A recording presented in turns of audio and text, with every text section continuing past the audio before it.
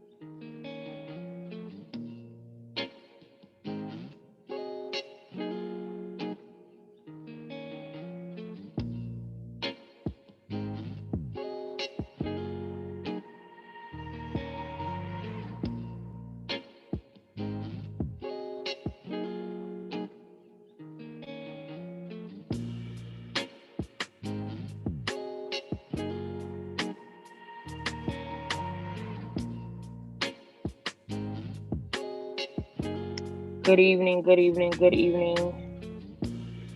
What's up, everybody? My name is Epiphany, and tonight I have the dopest opportunity, and I am honored to be your host for the 7th annual LTAB FLA Indy Finals. It is hard, very hard, to imagine that it's been an entire year since we've held our first ever virtual LTAB FLA Indy Finals, and I never thought we would be doing it again, but here we are. And we're back on Zoom, back on YouTube Live, and ready for our students to set this space on fire with their powerful original stories. So we urge every one of you here on this bout on YouTube, or if you're on the call, wherever you are, to continue to support each other. Poets, make sure you're tapping in with your friends. Everybody's getting in on a group chat and sending emojis and showing support, because I know in person that's exactly what we'd be doing. We know how emotional it is for you to spit your truth on this virtual stage, but on stage in general, to share your truth with the world. So poets, coaches, friends, family, check in on each other after every performance. Show love in the chat, send text messages, FaceTime each other. Make sure you continue to share the same love you would if we were all in the same theater together. Okay. So what's LTAB FLA, you ask?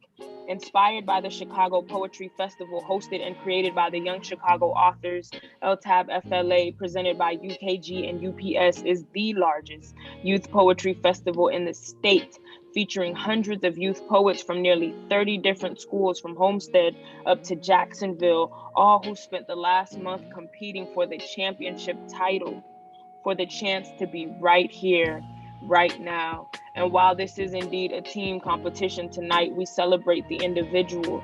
In fact, there were more than 300 individual poetry performances over the past month. And right here on the Jason Taylor Foundation's YouTube page, we have the top 11 scoring poets of the entire festival. So let's show love, send emojis, let me know how y'all are feeling. Are we excited, people? Are we excited? Because I am. I'm turned up.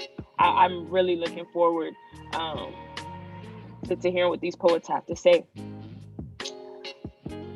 So hopefully everybody's ready for it. Everybody's ready to get into it. A poetry slam is a competition in which poets perform their original work and are judged by 5 members of the audience. 5 judges have volunteered their time to be here today.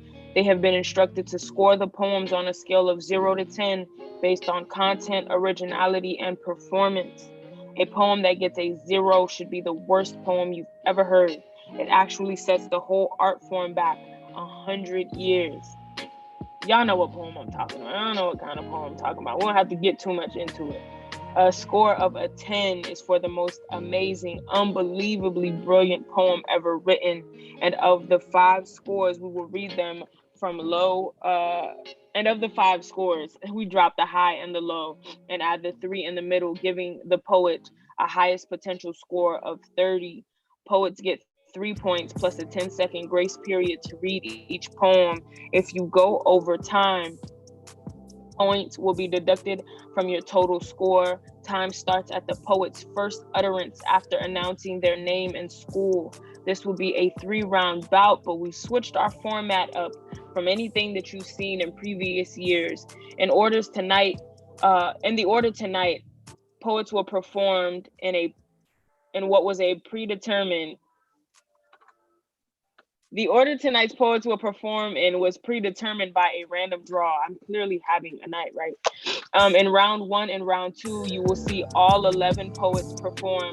After combining the 2 scores each poet earns, the top 3 scoring poets of the first 2 rounds will advance to the 3rd and final round. This is when things get interesting.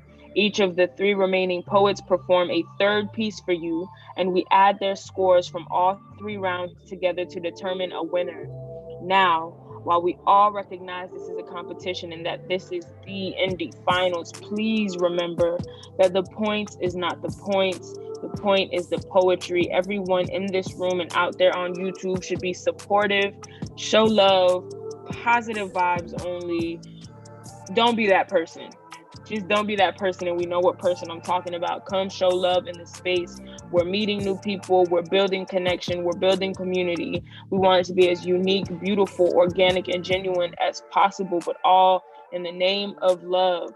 Make sure you clap virtually, snap virtually, and like as much as you can for all the poets, not just those from your school. With that being said, LTABLA is a safe space, so no profanity, racist, homophobic, gender biased, or otherwise derogatory language allowed. Violation of this rule will result in deductions as determined by the bout managers. No props, no costumes, no musical accompaniment, just you and your words. In a minute, we'll tap in with our judges and see what's going on. We have a really, really dope panel of judges for tonight. I'm excited. I hope you're excited. Please send emojis in the chat. And I'm going to go check out the comments right now and get back to y'all.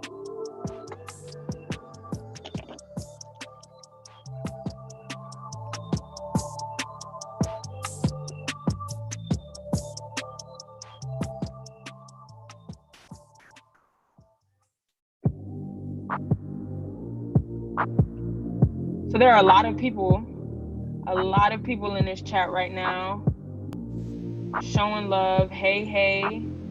Coral Springs High is in the building. AP Mays is in the building. A lot of heart emojis, a lot of good luck to the poets. Fort Pierce Central is tapped in. The poets are awesome. Ram Pride. A lot of good lucks, a lot of love. So the live chat is going ham right now. So share with your peoples, share with your friends, share with your family. We are about to get this show on the road. Judges, how y'all doing? Cool, good. Okay. Hi, Monica. Okay, cool. So let's meet our judges. Monica is a blogger, a model, a former Miami Dolphins cheerleader, an entrepreneur, and also happens to be the wife of our boss, Jason Taylor. Let me get these extra.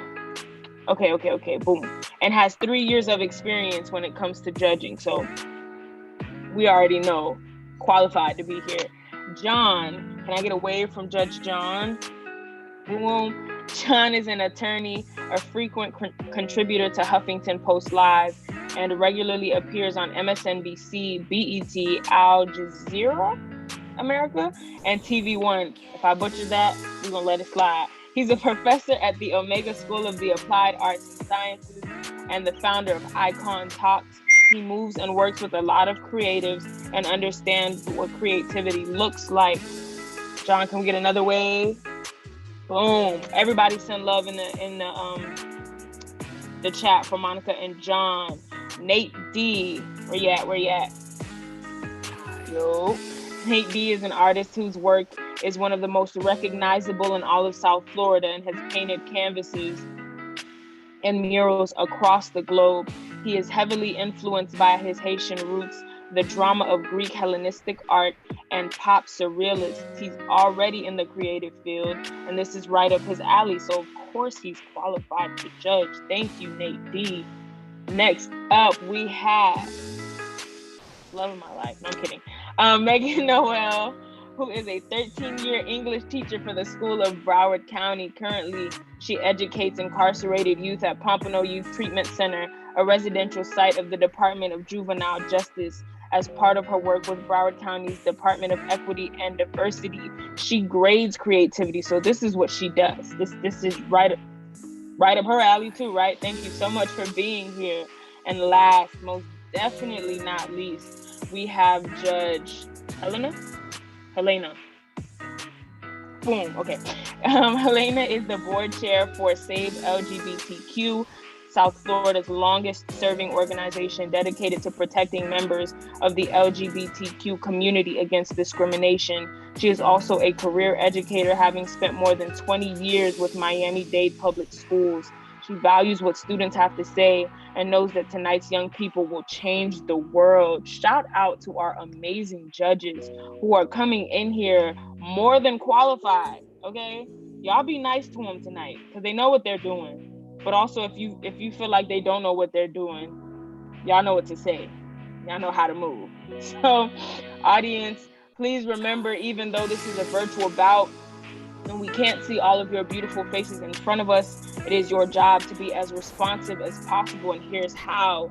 If you're feeling something that you hear, you can click those likes on YouTube, comment, put all types of emojis, and show all types of love to the poet. Performance poetry is about communication and exchange. We are here again to build community and foster a safe space for everybody who was brave enough to share their story this evening. Remember to shout out your favorite poet or line on social media. If you aren't already following Blue Apple Poetry on Twitter or Instagram, do so right now. That's BLUAPPLEPOETRY, and we're stamping everything with hashtag LTABFLA. Of course, please remember that the poets who are performing today have worked very hard to be here. Give them your love and encouragement in any way you can, especially during these times of social distancing. Finally, and again, the point is not the points, the point is the poetry. So are we ready for the slam? Are we ready? Can I get some nods? Can I get some thumbs up in here? Okay, cool. Let's get this started. Actually, no. First, we have to call up the Sacrificial poet, a poet who is not competing in the slam but will be judged as if they were judges. This will act as a calibration for your scores to help remain consistent throughout the bout. Please help me in welcoming our Sacrificial poet, Misha, representing Nova High School.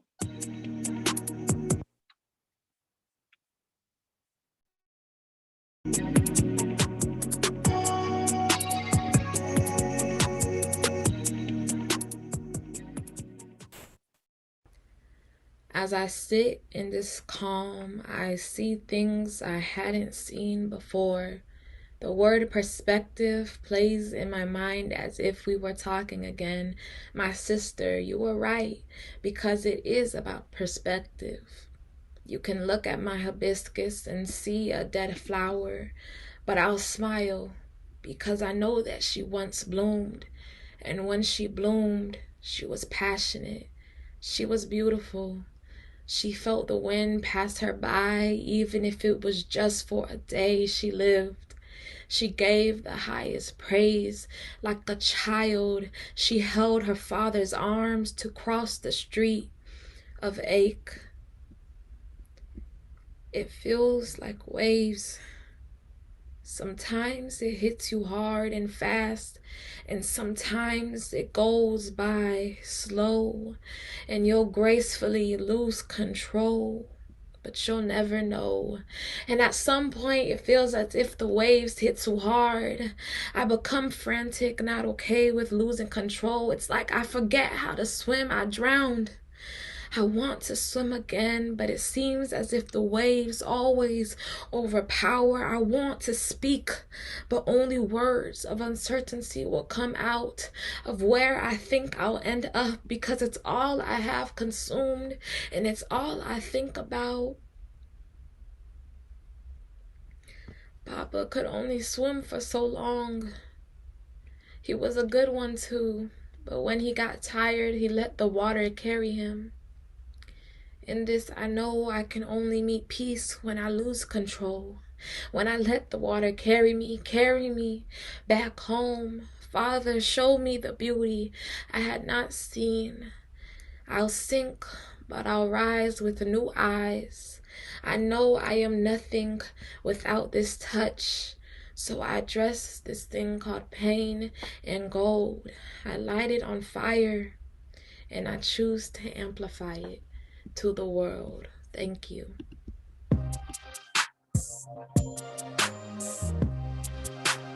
Thank you, poet. Give it up for the poet, not the scores. Judges, what's going on? Talk to me. Scores.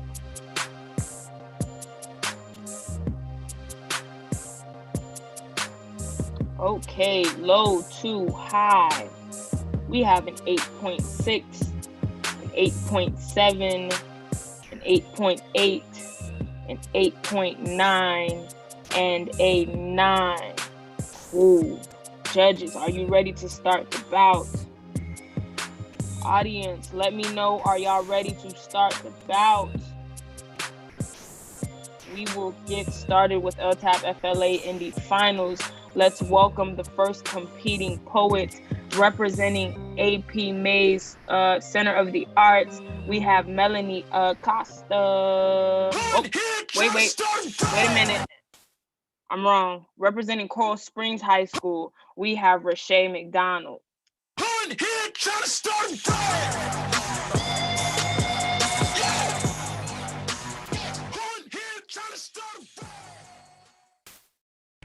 I looked around at blank white faces as they stared back at me, yelling, but I couldn't hear them. Time seemed to slow as my mind quickly began to fill with thoughts. If I run, how far can I get before they start shooting? Their words were the bullets and I was the target. That's where I just came from, target, I told them. I just wanted to buy myself some food. I needed sustenance to survive, but they didn't believe me. They saw my skin and came to the conclusion that I didn't deserve to live, because Black life wasn't a necessity to them. It was an option. I knew if they pulled the trigger, their condescending words would be the last thing I could hear. I just wanted to disappear. My body was stricken with fear. I told them that I was innocent. But of course, they didn't care. They could hear, but didn't listen. Because my Blackness was a disease they needed to rid me of. I didn't think I was infected, but that was never my choice to make. I held up my white plastic bag as evidence and a symbol of my surrender. But to them, I had just declared war. They thought I had a weapon. My Black hand holding anything was a weapon. I was a weapon. One of mass destruction at that. I was Black, I know. But why has society still not accepted that fact? I couldn't understand how they were the victims in this situation, even though I was the one with a gun in my face. They weren't scared, they were fearless. Their white skin was camouflage for their sins. They shot at me. But it was in self-defense, of course, because the bag in my hand threatened their life. The same way that a toy gun in the hand of a Black child threatened their life. The way a Black woman sleeping in her home threatened their life. The same way the Black child who just wanted to eat some Skittles threatened their life. Wait, I think I see a pattern. It was black and white. The white plastic bag in my hand turned red with my blood. A fitting image, actually. Black blood on white hands, yet it leaves no stain. Just some more black blood splattered in vain with no one left to explain why or how it happened. I wonder if they saw how the red of my blood was the same color as theirs. They probably didn't. It seems as if they were colorblind and blue was the only color they could see. I felt like dead weight. It was me. I was dead, and the weight of my mother's screams as she stared at her dead child was crushing me. The screams of thousands of mothers who stared at the lifeless body of their Black children was crushing me, and it hurt. Slow breaths turned shallow as I felt my life slowly slipping away. I didn't want to fight anymore. I was tired of screaming at blank, unmoving faces. Tired of hearing about so many Black death cases. Tired of racists who think they have the right to be abrasive towards my people and then act like traces of their hatred and abuse don't affect us anymore. I was so tired. Maybe if I sleep, I can wake up from this nightmare. It was the middle of the night and my harsh breaths were ripping through the silence. I had fallen asleep watching the news. Black man Jacob Blake shot 7 times in the back by white police officers, now indefinitely paralyzed from the waist down. Should I even be surprised? Another Black person vulgarized and flung aside. At this point, my emotional well had been drained dry. You can't escape from a nightmare when it's your reality. They showed the officer who shot Mr. Blake. I fixed my gaze on the TV and stared straight into his blank, white face.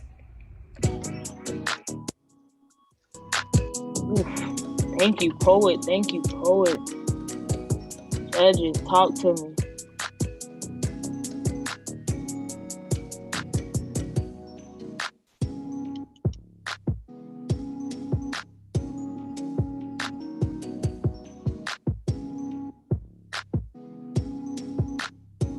Scores low to high are as follows: 9.1, 9.2, 9.2, 9.4, and 9.5. Thank you again to that poet. Again, the point is not the points. The point is the poetry. Next up from Hollywood Hills High School, we have Amaya Hamilton.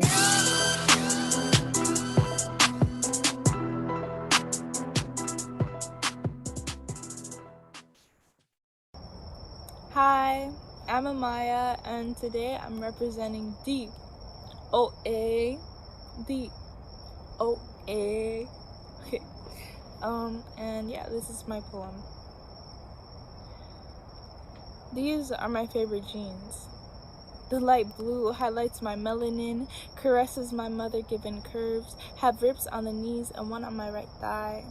I love wearing these jeans because they boost my confidence, make me feel the power flowing through my veins. I imagine my ancestors cheering my name.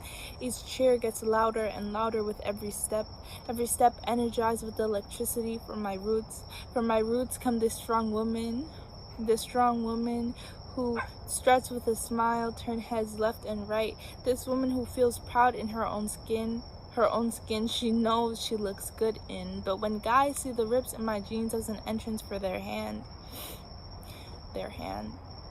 they suddenly feel as if they're in command. My confidence suddenly diminishes. Their compliments bring me to sudden regrets. I question myself. I ask, why did I ever wear these jeans? Why is my body turning against me? How did a pair of overly ripped jeans get me to my knees? I didn't mean for my legs to be a bright green light, telling a guy I barely know to go. Come inside my tunnel, speed, go slow. It doesn't matter, because when you crash and leave your debris, they'll say it was all her fault. The plea of guilt placed on her body. How am I to blame when you hit and ran out of my life? The streets were cold that night. You're submerging in and out, stabbing my guts with your knife until I bleed. Like the traffic after a heat game, I just wish people could see me instead of my jeans. I didn't buy these jeans to be looked at as a sexual object, but I'm sorry that my legs made you object my nose, object my please, stop, you're hurting me. Left with the haunting memory of your marks and remarks. I tried to hide them with your charming smile. I just wish I didn't have to be asked to not be touched. As if me not saying no is a yes. As if me showing my thighs giving you permission. As if my jeans changed my name to mommy, baby, shawty. I didn't buy these jeans to be... Why did my body turn against me? Maybe it's my fault. Thank you.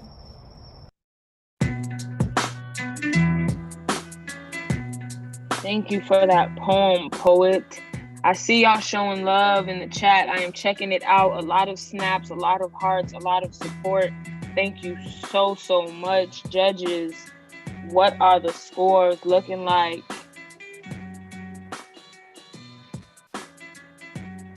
Okay, scores are as follows, low to high. We have an 8.6, an 8.7, a 9, a 9, and a 9.1. Thank you, judges. Again, the point is not the points, the point is the poetry. Next up, from Everglades High School, show some love for Tori Reagan.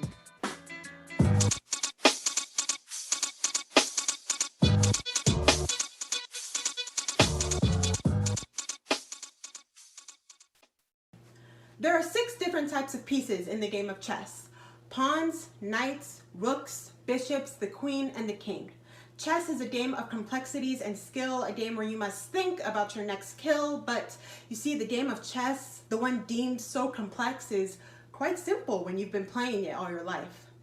Pawn. When I was 7, I was treated like a pawn in this sick game, trapped in black and white squares, limited in what I could wear because I wouldn't dare to have the boys in my English class stare. Knights. When I was 10, the crimson tide trickled out of my body for the first time, whispering to friends if they had the cotton candy sticks. Hoping they'd be my knight in shining armor and crack the code, I'd run to the bathroom to quietly deal with Aunt Flo, because how dare someone know that my body is performing its bodily functions. Rook. When I was 13, I went shopping for clothes that I thought would flatter my body, or rather flatten my stomach, my thighs, my size. If only I could have a smaller waist without making myself ache after being judged when I reached for my second slice of cake. If only I could alter the look of my curves, make them less absurd. If only I could fit my excess skin into size XS bottoms. A rookie then, but a pro now, in fixating my shell into uncomfortable positions to make my figure more palpable. Bishops. When I was 15, going to church was obliterating any hope for liberating, because bishops taught sermons about flowers. How my body was the holy space of purity. But bishops preach that if we let anyone explore our petals, even with maturity, the flower would die. In this game, there's no room for blossoming. It's only black and white pieces, black and white choices, no gray area, no middle ground, final gameplay. I couldn't destroy my flower. The queen is the most powerful piece on the board. She can move in every direction she wants. She dominates over all the other pieces, and yet she is not the way to win. It is only when you lose your king piece, you will find yourself caught in checkmate. So the game of chess, the one deemed so complex, is quite simple when you've been playing it all your life. Women are made to play along in this game of shame where I can't give the king any reason to violate me, where I am trapped in a bathroom stall playing a game of speed chess, trying to keep the wrapper of my pad from crinkling louder than my heartbeat, where bishops forgot to preach that my body is a temple made of the same marble the finest chess pieces are made of. So yes, my posy comes with thorns. It's the price I gladly pay for refusing to conform with these rules, these tools made to control us, because men's skill means they can kill, but I have to sit around and wait for a man to rescue me. I call checkmate, because a queen without a king is a ruler with a crown.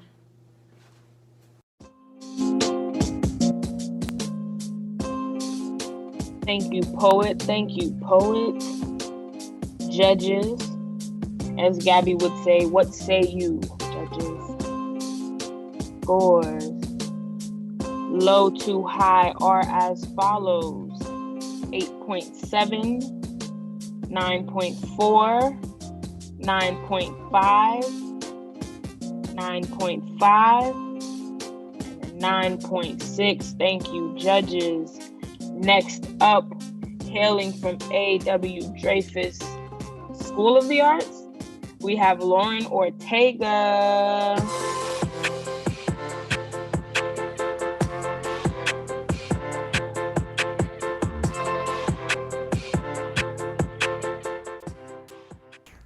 Hi, my name is Lauren Ortega, and I'm representing Dreyfus School of the Arts.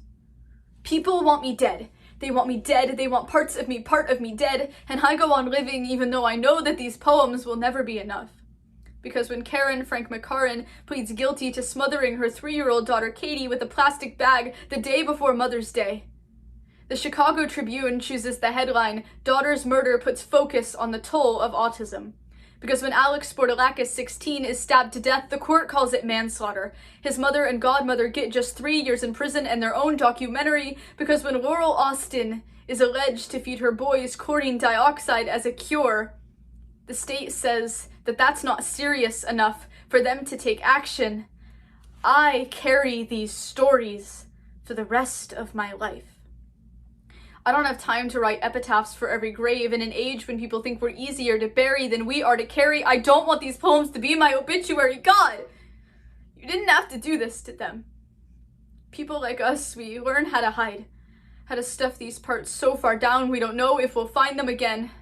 But that wasn't enough for you. In the end, was it? You weren't content with a quiet kind of autism. You wanted it gone. So gone that we had to make March 1st a holiday, a disability day of mourning to the one person with a disability killed every single week by their caregiver. You ask me why I learned how to smile, to subject myself to kisses and hugs even though they sometimes burned, to not turn, to stay put, to stay here. I was keeping myself safe. This is the history that you will never hear about, because there aren't enough voices still left to teach it. Say hello to the first autistic poet to step foot on this stage, under bright lights and loud crowds and the blue glow of a mother still filming to watch after dark because I talk a little too fast to get it all in one go. We write the kind of poems that make the crowd cry, but we need the kind of poems that make the crowd red with fresh fight, hot bile, bared teeth, balled fist. I cannot be the only one angry that you teach people that autism is a disease, that autistic people are just victims of their virus. That means that when our caregivers kill us, it's autism's fault. Autism drove you crazy. Autism stole your child. Autism pushed you to the brink. Autism made you do it, but autism didn't put the knife in your hand, did it? Did it? You did that all on your own. And there's more than one way to kill an autistic kid, you know? These are the ways that make the front page, but I've been killed too. A little slower with all the best intentions. Quiet encouragement to talk a little softer, to talk of something else, to keep my hands folded, to look in another set of eyes. I don't know how much of me remains unerased, but I'm still here. You can't get rid of me. All this incurable ecstasy, electrical elegy, half dead, heart out, head first poet. Sewn up, stitched out, and still here kicking.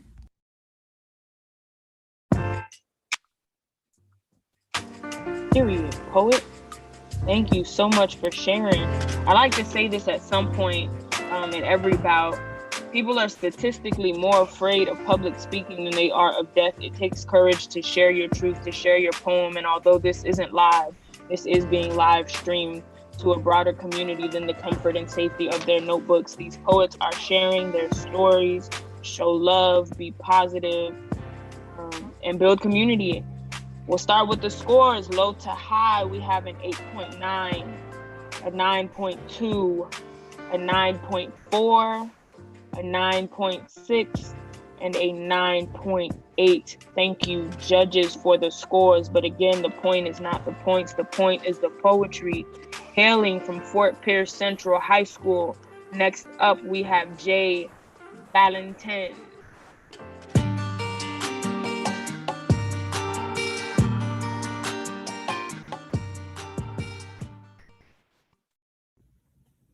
Hi, I'm Jay, and I'm from Fort Pierce Central High School. I need to ask you something. Please don't push me away when I'm speaking to you. If you don't want to look at me, at least listen to me. Why do you hate me? Ever since you drifted away from me like the wind, you've been treating me differently. Am I making too many mistakes? If so, I promise I'll be perfect from now on. If it'll make you happy, please tell me. Why do you hate me? Have I been disrespectful? If so, please forgive me. I promise I'll say yes or no, sir, every time you ask me a question. I promise I'll look directly at your eyes, even if you make me tremble with fear. Tell me, why do you hate me?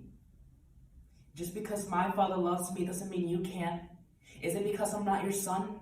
Am I a stranger to you?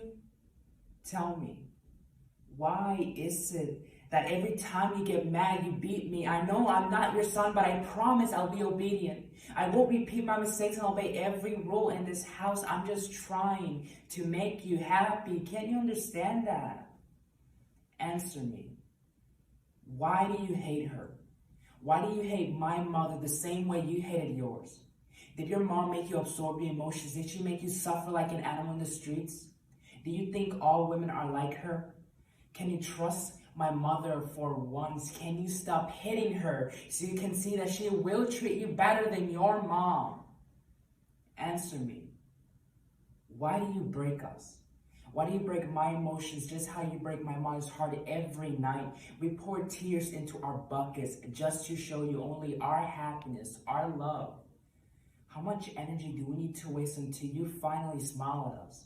How many tears do we have to hide until you finally say you love us? Tell me, why are you so angry all the time? Are we doing something wrong? Is hitting me and my mother the only solution to release that heat? Isn't there not a way to find peace? I wrote you letters begging for forgiveness, but you crumbled in the same way you are doing to us. We tried to prove our love in our effort to make your days better. Have we proved anything before we gave up? Have we failed you when we gave up being ourselves? Or was that your goal? Tell me, how do you feel now that you lost everything? How do you feel now that we're gone? Do you regret what you've done? Do you understand now how it feels to beg for forgiveness? Tell me, does the wind remind you of us? Is it cold? Do you feel lonely? Are you unhappy? If you were to see us one last time, would you apologize? You know, we did our best to help you. And although you made us endure so much pain, we do forgive you. And we hope that you finally found peace.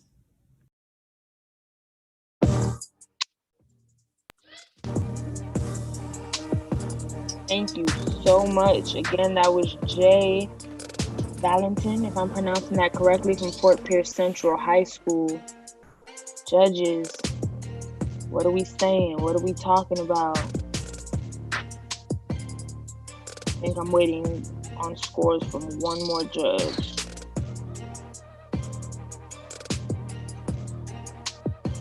Okay, thank you.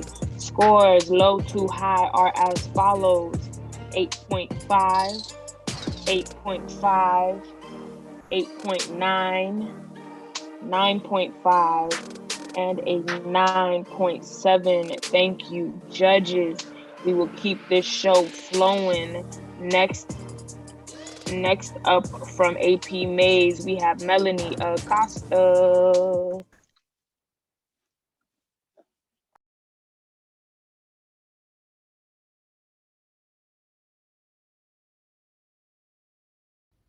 Hi, I'm Melanie Acosta from Arthur and Polly Mays.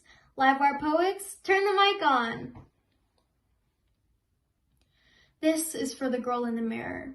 The girl who sits on her bathroom sink, rubbing the dark circles beneath her eyes because she sacrificed sleep for her art.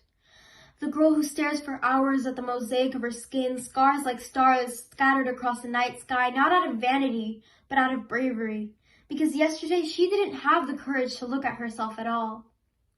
This is for the girl who loves others more than she loves herself. The girl who memorizes every crack in her friend's heart, the way each piece is held together by the tape she so cautiously placed there. The girl who hears the honey and fire in her mother's voice, sees the storm in her dad's eyes. The girl who bottles up people's smiles in hopes of returning them when they're gone. Who loves too hard and expects nothing in return. This is for the girl who gulps down art and devours books. The girl who sails across seas of stories and would rather drown in epic fantasies than live real life on the shore. The girl who paints the world the way she wants to see it with palettes of colors only she can see. Who sings poems to the world from mountaintops. This is for the girl who never learned to color outside the lines. The girl who has to tear her brain apart to find a metaphor, who puts too much effort into seeming effortless. The girl who wants to write the beautiful mess that is her mind, but only knows how to write by the rules.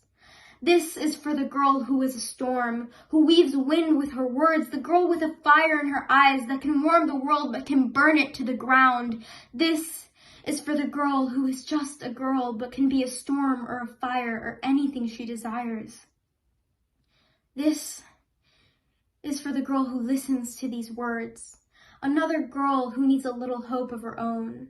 Another girl who sits before her bathroom mirror, tracing her fingertips across the story written on her skin. Another girl who needs to learn to love her reflection, to love herself as she loves others, to paint the world, to color outside the lines. A girl with a spark in her mind that with the right words can ignite a flame in her heart.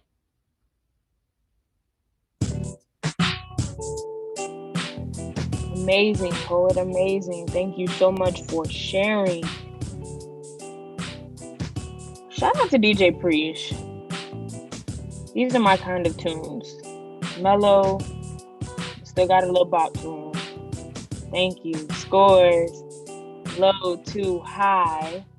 We have an 8.7, an 8.8, an 8.8, a 9, and a 9. Before we get into the next poet, I want to shout out some people in our YouTube live chat. They've been showing love consistently this whole time. Shout out to Brittany Rigdon, Michael Hill, Simone McPhee, Lolly, Kevins, Leah, Pete, Trinity.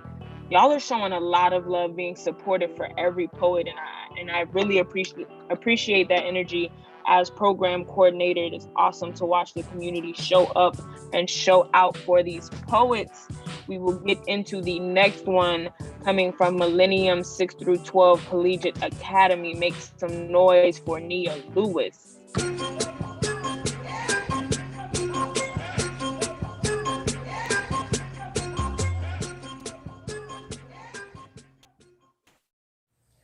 My name is Nia Lewis, and this piece is called Circle of Life. The clock above his head reads 12:57. the dawn of day, Daddy holds his baby girl in his arms, his mind now a battlefield, as a smile climbs out from the trenches and tears are already taking up arms, but he surrenders to the bag of sugar-sized being wrapped in a cloud and born on the altar of his love. Daddy holds his baby girl as his mind loops and lunges through memories made only in his imagination. He makes up memories of his baby girl floating down the aisle, clothed in white. He imagines they'll be wearing a suit, black suede, and a blue polka dot bow tie. Daddy's eyes drift to hers. He daydreams of the days when he'll make up melodies as she slips deep and deeper into slumber. But Daddy only makes up memories because he has to. The clock above his head reads 12:57. With the death of morning, Daddy stares down at his baby girl's pale body. But there is no life to be mourned for. There's only a life that was yearned for. She is cloaked in white, and Daddy is walking her down the aisle. He's wearing his suit, black suede, and a blue polka dot bow tie. And the choir makes up melodies as she sleeps, but she can slip no deeper into slumber. Daddy's mind is a war zone again. But neither army knows what it is fighting for. Daddy wants to vomit the calm and control he's being told he has to swallow chaos and claw her out of that wooden box she is now caged in. But his arms are too weak to hold her up anyway. If he could go back, he would build her veins of steel and blood with built-in Navy defense. With bare hands, he would fashion an armor that no monster or malady could dare press their palms against. They will say it heals with time. But what happens to those whose bodies couldn't blossom into perfectly folded prayers of thy will be done? And it is a pity how death can go and come with such certainty to itself, and to others such oblivion. So for now, Daddy will still make up memories. So let him. It is the only piece of her he can still keep alive. Thank you. Thank you, poet. Thank you, poet. Judges, what did y'all hear? Let me see the scores. What did y'all hear?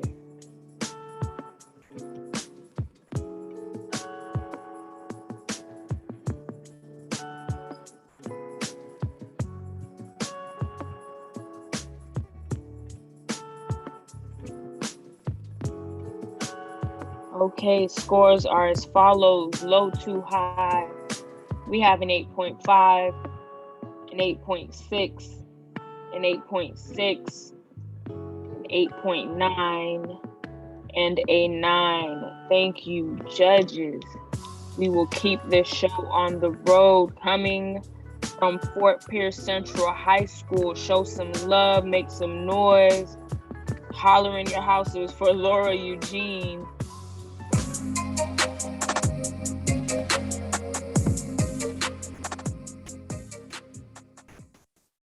Hi, I'm Static, and I'm from Fort Pierce Central High School. The extinction of dinosaurs was a tragedy the whole planet mourned, until the world decided to celebrate it. Museums are the hallways of exposed tombs and awakened souls, each footstep an echo into the preserved past. I look to my left and see a glass cage beast, its jaw stretched open, its arms reaching out, and I wonder if it's a cry for help. I think of what it's like to be buried without a headstone, to have your individuality ripped off like a name tag and to be renamed fossil, to have your bones scratched and picked at. You are assembled without any say in the matter, propped up with metal rods and strings like decorative framework. You are an attraction for all to see at the museum of infringing all boundaries. But no one cares about the bones of dinosaurs. Or Sarah Bartman. Remember the name of the woman so many threw money to see, Sarah Bartman, a South African black woman stolen from her home never to see it again, Sarah Bartman. Her buttocks revealed to the world without her consent, Sarah Bartman. Dissected by stares dressed only with a loincloth, Sarah Bartman. Poked and prodded, examined and scanned, treated like how a trainer does his circus freak. I like to say her brains and genitals were preserved for the prosperity of science, but sometimes science is just an excuse for the justification of evil, and they say times are different. But why did it take until 2002 for her to get a proper burial? When these thoughts pound my mind, I wonder whether my bones will ever be put up for display. My skeleton, I wonder if it'll be dug up from the grave and spread out on the table like another excavation treasure stolen from the dirt. I am stolen from the dirt, my dusted white bones thrown behind a glass window with metal rods holding me in place. I'd see people stop, only to go on with their lives. I am the remains of Homo sapiens circa 2000. I'm a distant memory from the preserved past. I am without a name. People are archaeologists, digging to the depths of the earth in search for something amusing, then creating a stage lit with exploitation, adding glitter to their evils and calling it a discovery. For my black ancestors, rest and peace is a luxury. They are familiarized with reveal, invade, and publicize. Their epitaphs morphed into information tables. Even in the grave, they have lost autonomy, and so these thoughts are the phalanges that scratch at my skull. These feelings disintegrate my marrow and leave me feeling a bit hollow.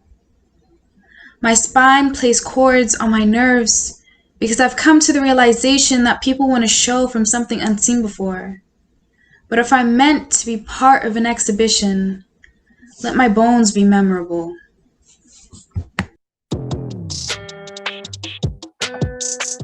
Come on, poet. Thank you for sharing. Thank you for writing that. Thank you for sharing that story. Judges, what did y'all hear? Talk to me. Okay, scores are as follows. Low to high, we have a 9.1, a 9.3, a 9.3, a 9.7, and a 9.7. Audience, let me know what y'all heard. Let me know how y'all are feeling. Earlier, I saw somebody commenting on voice and imagery and figurative language. Y'all are listening. Send those emojis. Show love to those poets. We are tuned in and turned up. Next, hailing from Miramar High School, show some love for Cordell Jones.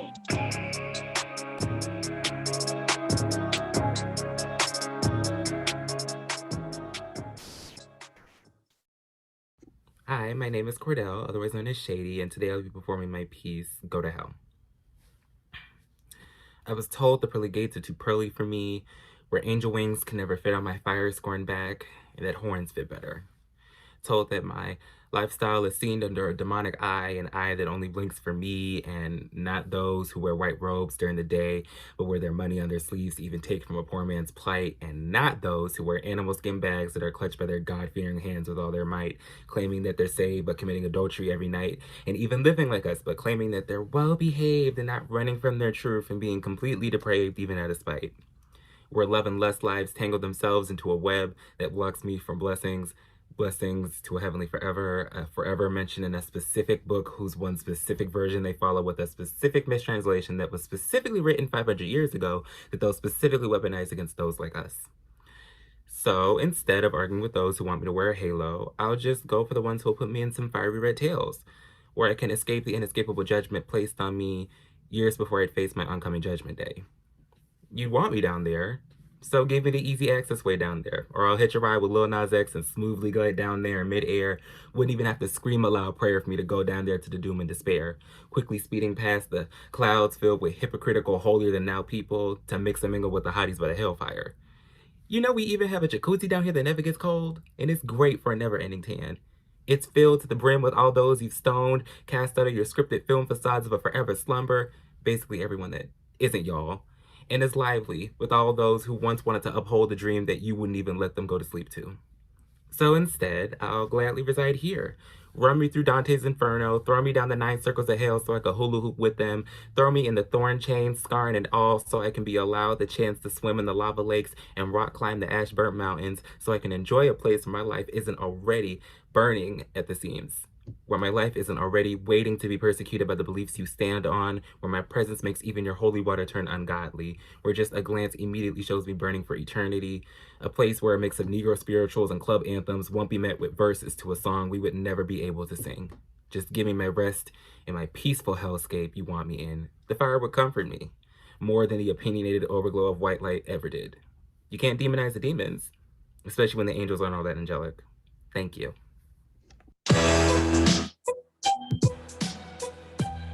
Come on, poets. Come on, poets. What are the scores saying, though? Judges, they told y'all to listen to the poem. I know that y'all can't see the comments in the chat, but they're getting a little spicy about these scores. So they want to know if y'all are listening. And I think y'all might have been listening. The scores, low to high, are as follows. 9.7, 9.8, 9.8, 9.9, and our first 10 of the night. The judges are tuned in. I know y'all are spicy about the judges, but the judges are clearly listening to the poem.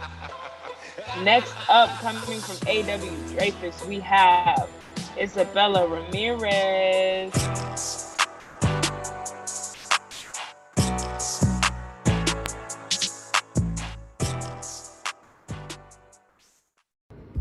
Hi, my name is Isabella Ramirez, and I'm from Dreyfus School of the Arts.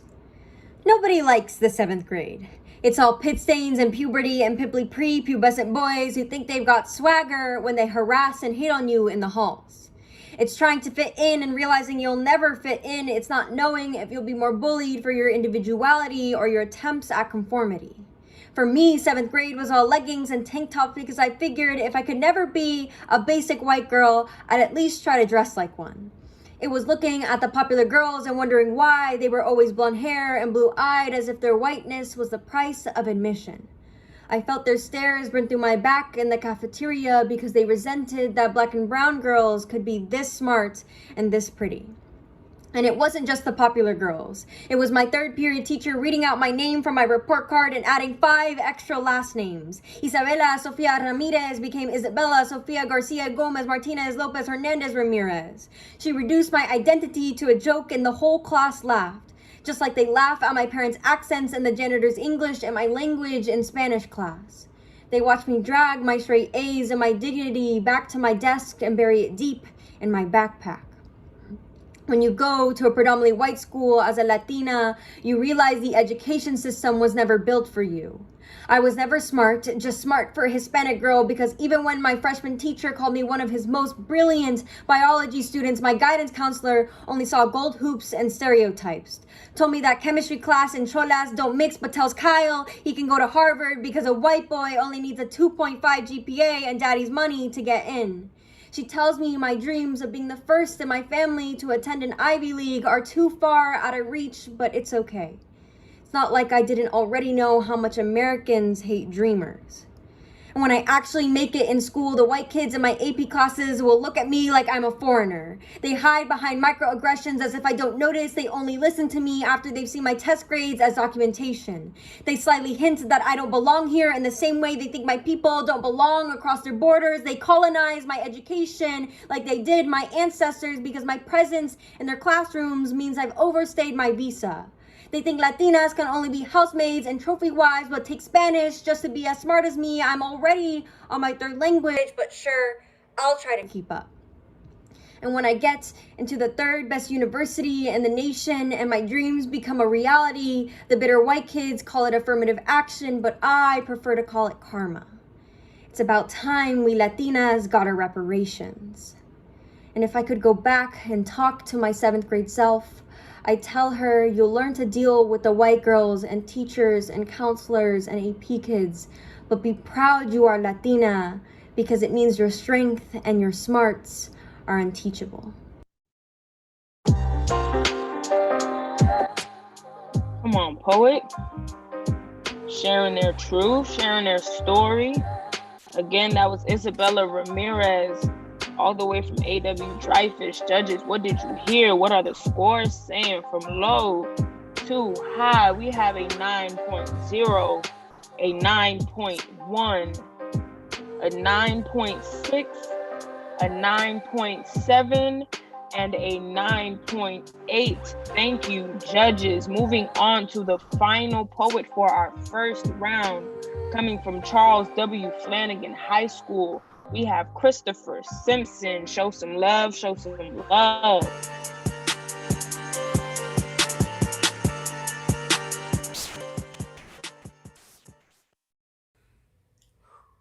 Protect the king at all costs, that's how you play the game.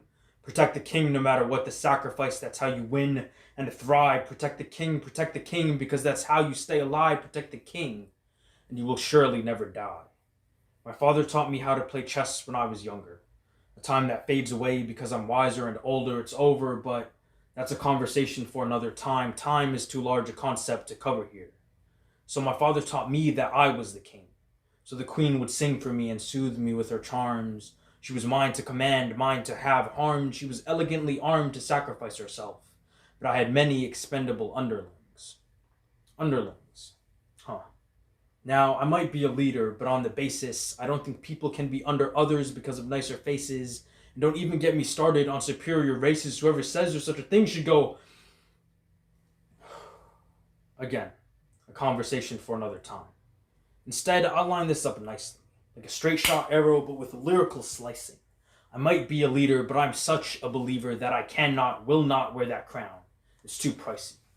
The king that I serve died at Calvary. The crown on his head was meant to blaspheme a masterpiece. My savior died slow, but my heart's beating rapidly. His scarlet blood flows in my body, empowering me to do anything with his guidance. I am no king, I am a pawn with a strong stance. I was swept off the stage during the devil's dance. It was on my soul that King Jesus took a chance. I am a pawn, but my step repels evil from down under. It commands a sound so powerful, a beckoning thunder that rolls louder than my R's when I am speaking in tongues. And it is dark ahead, I won't deny it, but I can see a light of hope on the horizon. The glistening glow shimmers slow, so I know I'm gonna make it through the storm. When it's quiet, I have time to watch the light. It's like the sun blew a kiss and the sky caught it just right. The orange births a petal pink and I decide to watch it. The pink makes purple hues and I'm still watching the view. The darkness will shroud soon, then the night comes. But the moon shines so bright when the night comes. For every dark square on the board, the next one will always be bright. I'm a pawn who trudges through the storm, where temptations mocking me won't let me rest. I know the demons are terrified of me. It is the aura of my king that they detest. I have the armor and the sword to slay them now. My king gave me the power, taught me how. He empowers me to prevail. Moving forward, I reach the other side. A pawn changes into another piece when it reaches the other side, so I change and serve in different roles. As servant, I'm no longer my own. At the end, I want to see a new chessboard, one with no conflicting colors. I want to see that board, I know I can, because it is not who, but whose I am.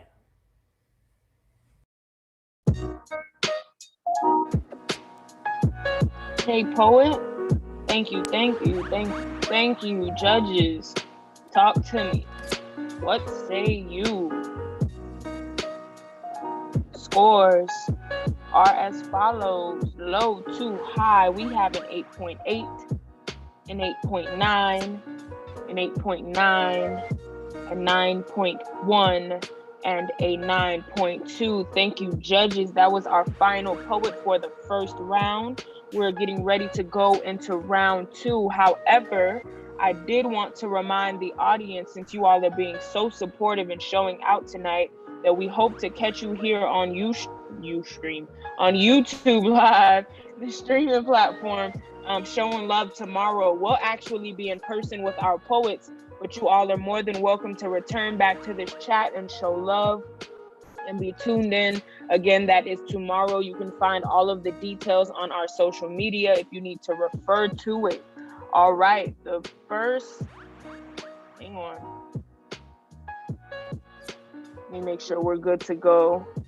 Okay, cool. So I'll go straight through with some more announcements. Again, shout out to DJ Preach. Shout out to UKG and UPS. Shout out to our judges who have stayed tapped in and tuned in.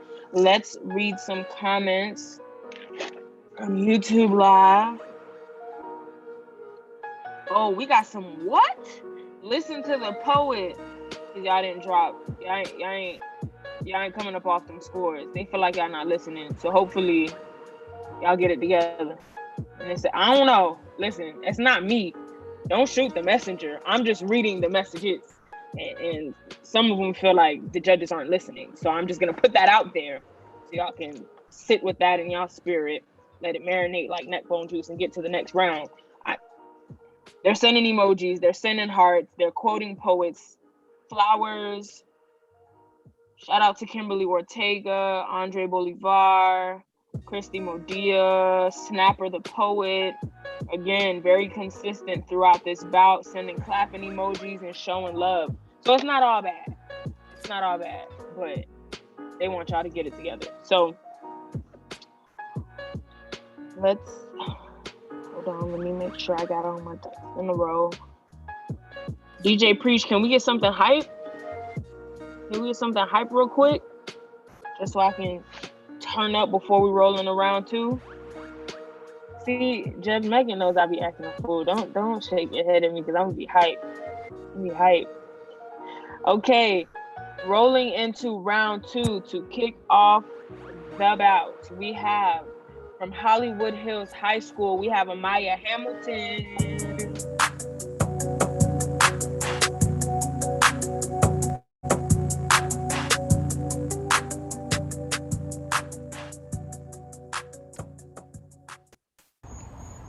Hi, my name's Amaya, and today I'm representing Hollywood Hills High School.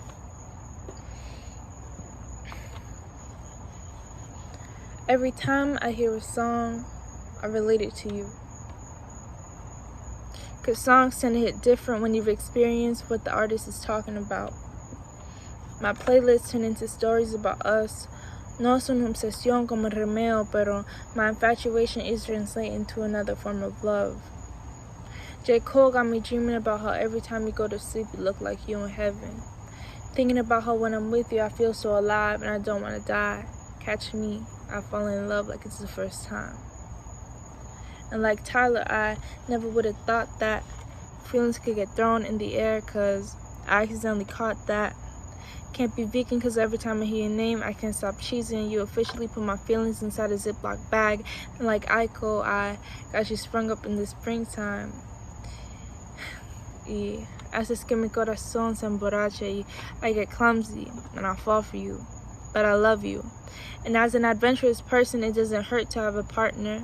I think Alice found her hatter. I want to get lost in your wonderland.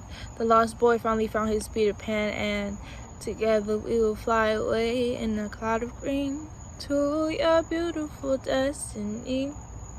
We don't need an atlas, you're perfectly perfect for me, and every day with you feels like a dream, and everything is wonderful here in my dreams. We bought a house in the clouds so we can only look down. It's a dream world. And when it's time like Willow, we fall back to earth, fall back to life, fall back in strife. And then we come back to us, learn how to love, bask in new light. We back to Colton, he gets her and you get me, and he hugs her and you kiss me, you tell me you miss me. And you ground me when I'm tumbling, spiraling, plummeting down to earth. You keep me down to earth. He sprinkled me in pixie dust and told me to believe. Believe in him and believe in me. Catch me, I falling in love like it's the first time. For you, I'll drop the tough guy. When I'm with you, I turn soft, I will admit. And my brain don't ever stop. It's always thinking about you, thinking about you, thinking about you, thinking about you. Estás en mi mente y yo pensando en ti solamente y tú pensando en mí de repente. You will never fully understand how deeply my heart feels for you. And as long as you're with me, I'm definitely yours for the taking. Don't be mistaken. Tú siempre presente. Catch me. I've fallen in love like it's the first time. Thank you.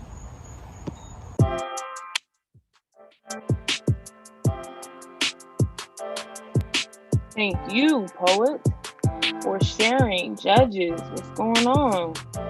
Talk to me. Scores low to high are as follows: 8.7, 8.8, 8.8, and an 8.9, and a 9.0 with a comment that says beautiful voice.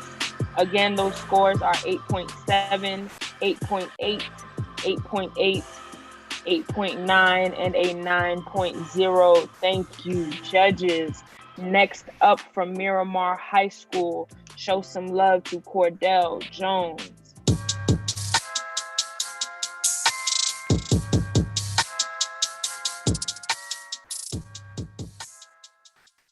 Hi, my name is Cordell, otherwise known as Shady, and I'm from the Miramar Truth Spitters. And today I'll be performing my piece, Political Pomo Airlines.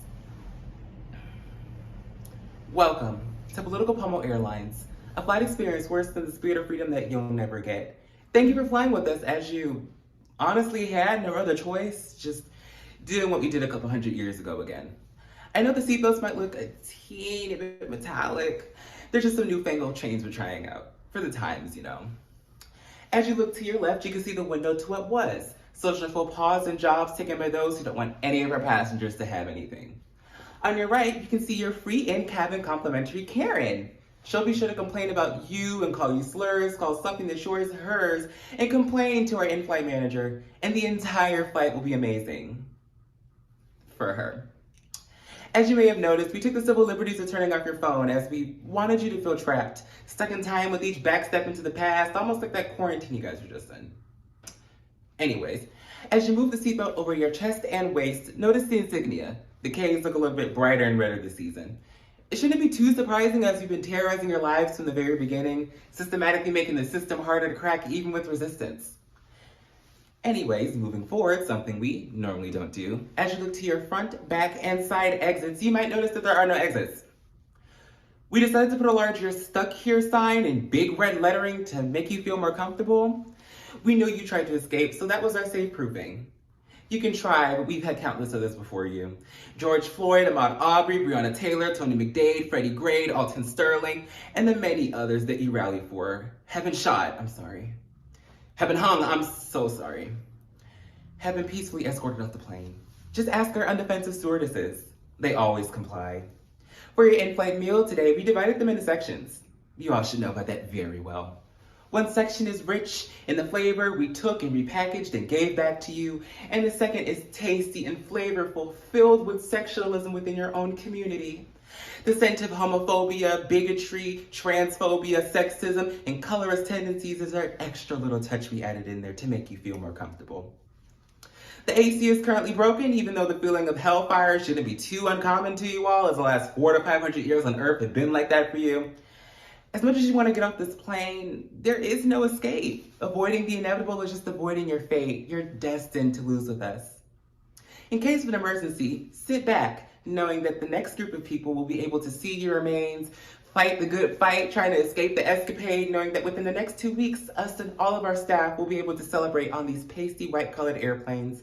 So on behalf of all of us at Political Pomo Airlines, we thank you for flying with us. We put the supreme in supremacy, so who else would you fly with? Thank you. Okay, poet. Okay, poet judges. Y'all listen to the poem. What are the scores looking like?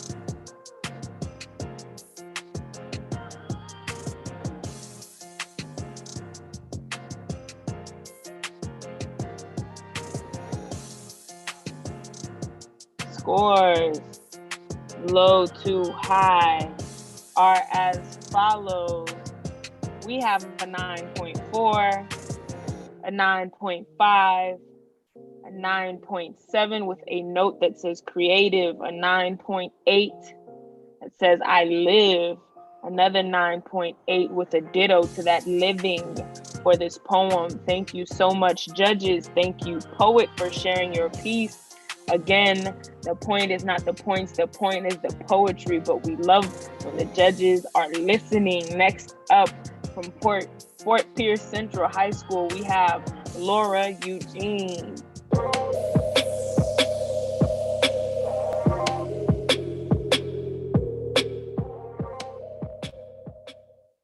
Hi, my name is Static. I'm from Fort Pierce Central High School. Because I'm not ready to move on. Not ready to say goodbye, to tape it shut, not ready to move on from the past I.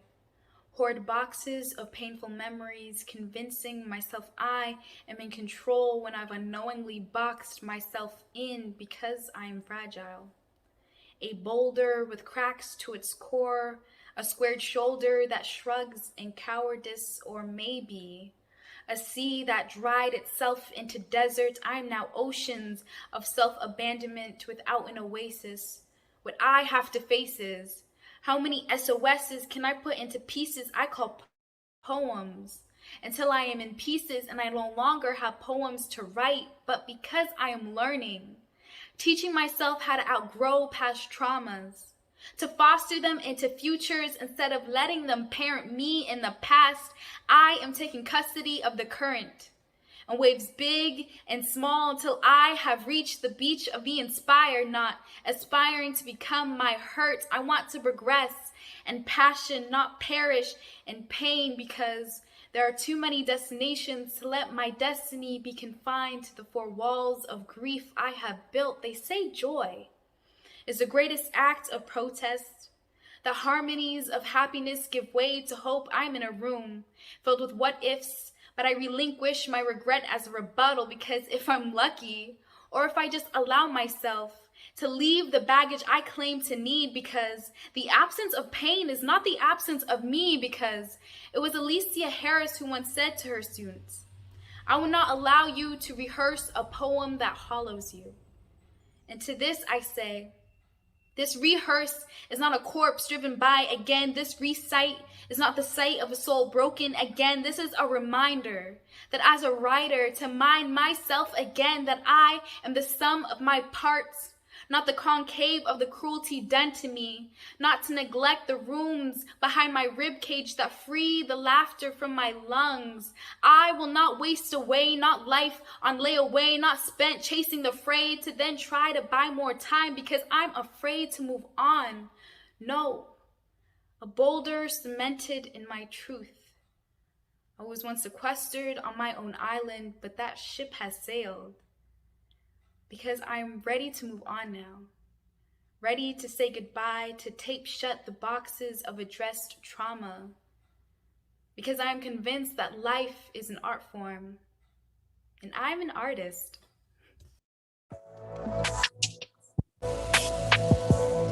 Thank you, poet. Shout out to the artists who are here in this space and listening to the poem and listening to the poetry. Poets, I know y'all are in the green room, but I hope y'all are tuning into the chat and seeing the lines that they're quoting. The people are listening, even if you feel like the judges aren't sometimes. The people definitely are listening. Scores are as follows: low to high.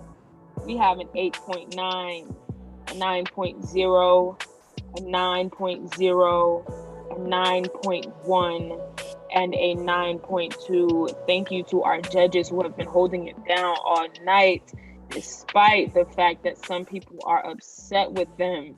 Next up, from A.W. Dreyfus, we have the poet, Lauren Ortega.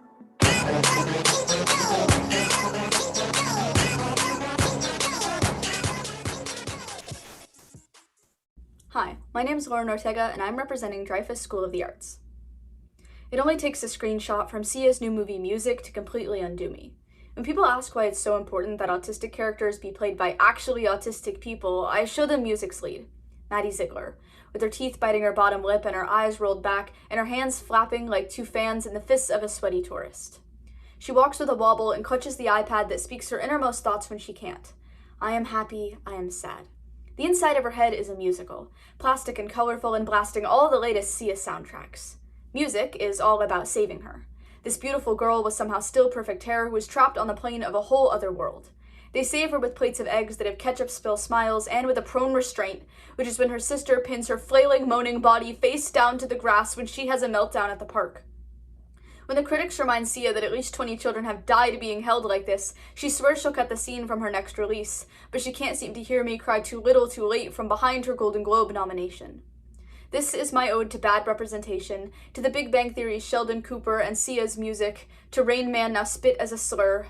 I devoured The Good Doctor night after night because the idea of an autistic person becoming a surgeon was more electrifying than his EKG, but Dr. Sean Murphy was never like me. He had savant syndrome and could dissect you in his mind, all charts and graphs and footnotes in Latin, and I am a girl who can barely interpret an analog clock. When I see autistic characters in media or film, we're on opposite ends of a high-flying scale, either mastermind prodigies or non-speaking kids punching ourselves in the head. They want inspiration porn or kids who need saving and won't produce anything in between. People love it when autistic kids try to cure cancer, but forget that I'm spitting every third bite of a roast beef sandwich into my napkin because the texture has changed in the hour it took me to eat it. Our reality is work. Every interaction and equation, all my life I have been walking the line between too autistic to speak for herself and not autistic enough to know what autism's like. Sia's ketchup and eggs are not going to save me, but that's okay because I don't want to be saved. I just want to be seen. When they built a world that refused to accommodate us, we made our own culture from sparks in the dark, found ways to be proud of an atypical mind. We are nothing if not resilient, nothing if not survivors. The autistic kids who came before me endured electrical shock ankle straps and the isolation of closets, endured whatever they had to survive, and maybe that's why it's so hard to see Maddie Ziegler face down on the floor. To see Sia profit off our stories without our consent and treat autistic bodies as props, to package us as underdogs and record label liabilities. Our history is too bloodied to be sold. This is a poem for the autistic kids who aren't magic, who can't do fractions in their head and don't know a thing about trains. Our minds may be beautiful places, but they will never be spreadsheets or textbooks or, God forbid, musicals. We deserve so much better than miscasting, misrepresentation. Hollywood's manipulation is more than a miscalculation. These are our lives. And I am the story they cut from the screen.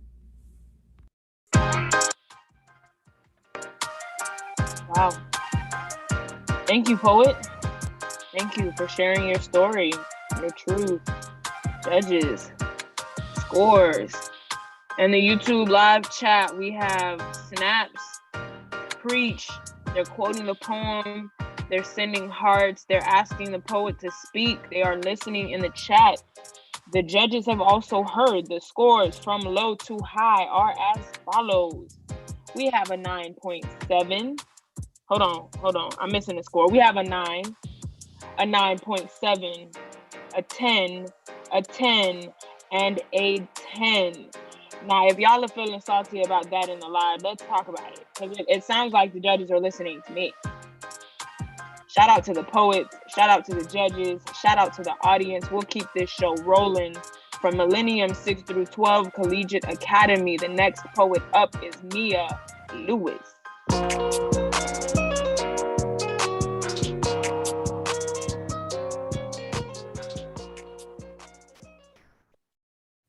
Hi, my name is Nia Lewis, and this piece is called The Mask. As humans, we have long mastered the art of forgetting.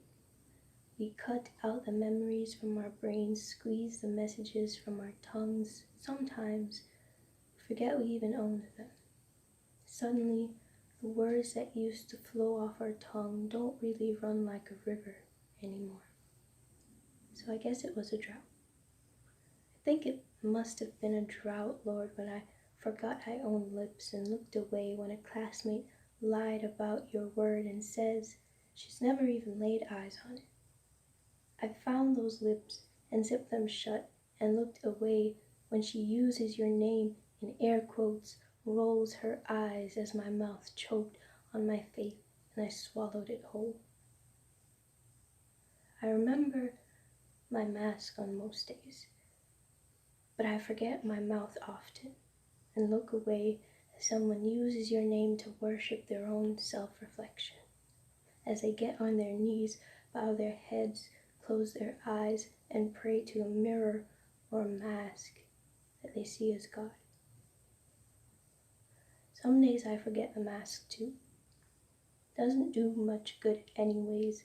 It's paper thin. It has holes now. My friends say I should get a new one. I say, I've forgotten what it feels like to go a day without it. I say, I've forgotten what it feels like to not envy those who wear their faith in their smiles or draped beautifully around their necks, who hold it on the tip of their tongues and in the deepest parts of their hearts. I say, I've forgotten what it felt like to write a poem about him. The needles and pins that puncture my soul warn me that it is on the verge of becoming another part of me that has gone numb, like my mouth, my tongue, my faith. But one day I'll leave it at home.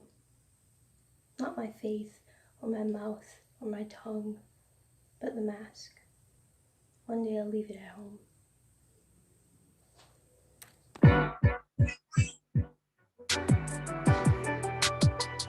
Thank you, Nia. Hailing from Millennium 6 through 12. Thank you so much for sharing your truth. Judges, talk to me. What are the scores saying? What are the scores looking like?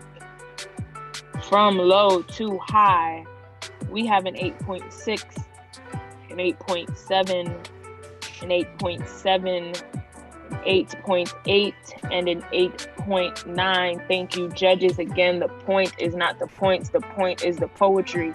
And we just heard from an amazing poet. Next up, continuing in all this amazingness from Fort Pierce Central High School, show some love for Jay.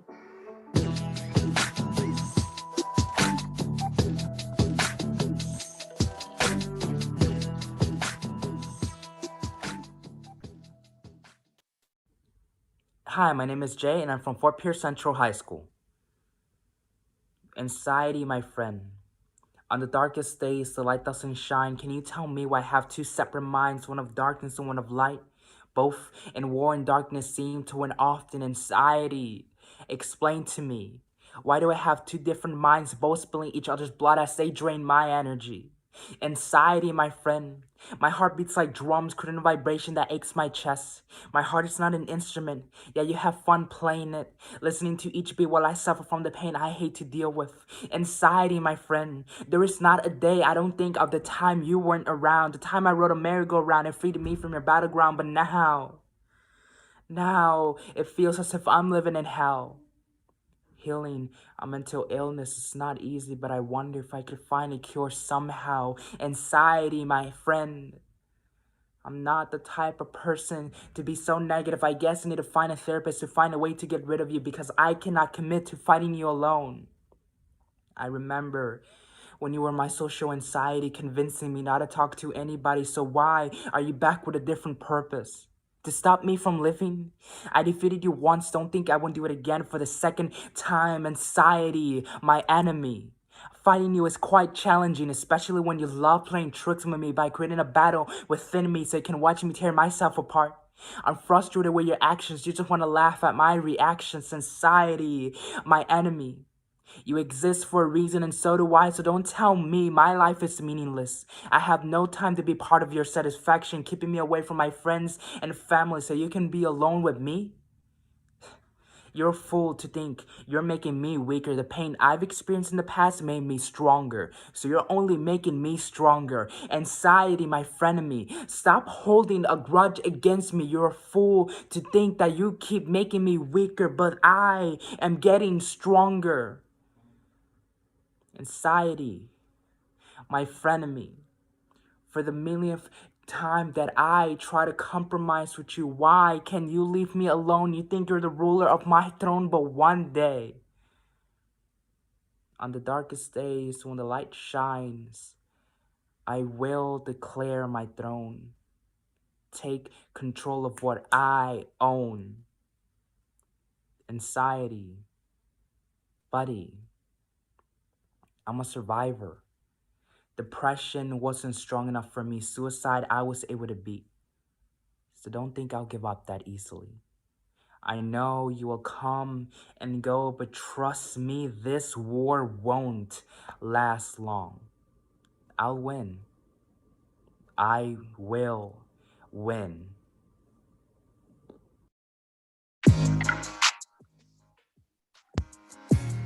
Thank you, poets. Thank you for persevering. Thank you to all the poets for sharing stories that the rest of us may not be brave enough to share. Thank you all. Judges, what are the scores looking like? Talk to me, talk to me.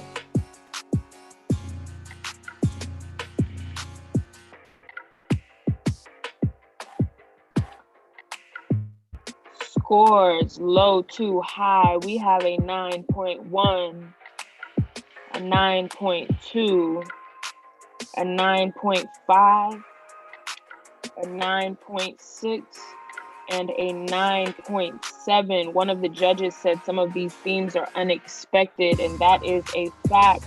Some of y'all are talking about things that people don't want to talk about, can't talk about, or unwilling to talk about, and it is beyond brave, and we appreciate you all for sharing your stories. I can't say that enough. Poets coming up from Charles W. Flanagan High School. Show some love to Christopher Simpson.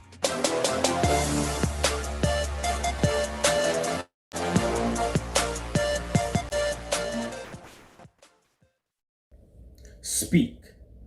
The word is right in front of you. S-P-E-A-K.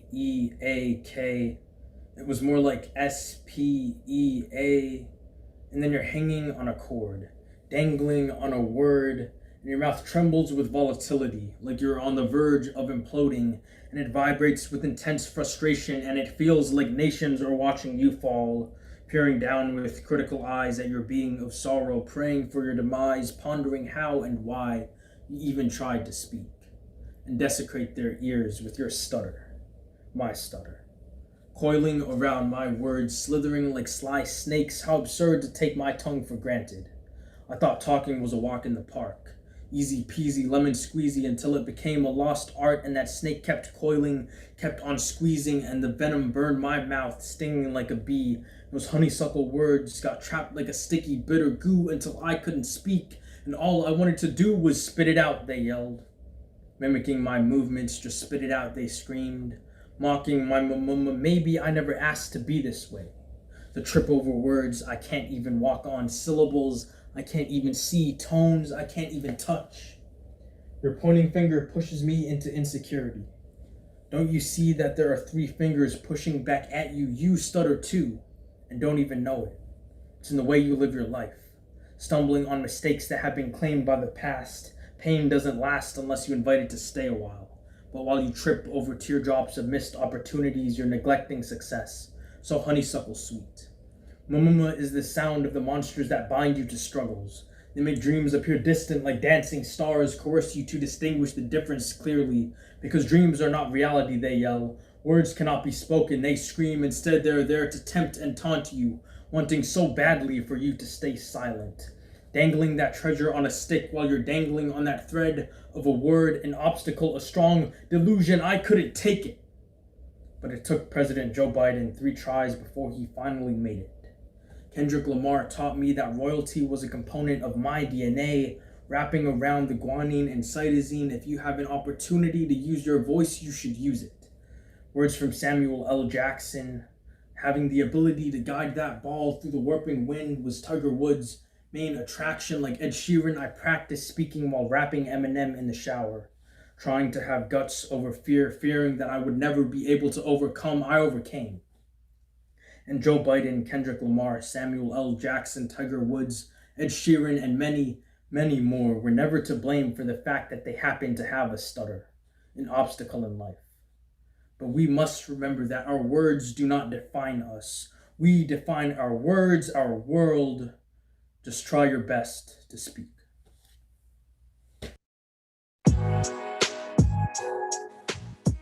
Come on, poet. Come on, poet. I will say I am like envious of how vulnerable y'all have been tonight. I ain't got the skill or the courage, but it is something to see. It is something to hear. It is something to experience. Judges have sent in their score from low to high. We have an 8.9, a 9.2, a 9.5, a 9.7, and a 9.7. Thank you, judges. Again, the point is not the points. The point is the poetry.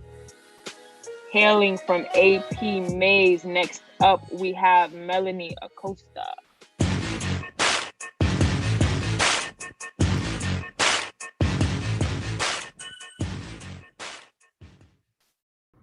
Hi, I'm Melanie from Arthur and Polly Mays, and this is my poem. Generation Z, we might as well be a living tragedy, swallowing pills to calm our anxiety. I can never tame this feeling inside of me. Maybe it's the lessons we were taught since we were young enough not to care, taught from the start that the world would never be fair. And as we grew used to this tragedy, we learned to bear the genocides, the wars, and the violence. Maybe it's the drills we did since grade 1, practicing to hide from someone with a gun when we should have been on the playground having fun in the sun. We didn't know that the dangers had only just begun. Maybe it was the months locked inside my home, held hostage by my thoughts for hours all alone. I looked at the news and counted 1,000 tombstones, counted 1,000 piles of bones, and I realized something I hadn't known, that the real virus is violence. Maybe it's the adults who tell us who we should be, and they seem to forget the tragedy we've seen, the tragedy we are, wrecking cars and burning our lungs. Far too young to be seeking comfort in places other than our parents' arms. Paranoia rings in our heads like alarms, because we've been taught how to survive firearms, but no one taught us how to survive our heads, and maybe that's why so many of us are dead.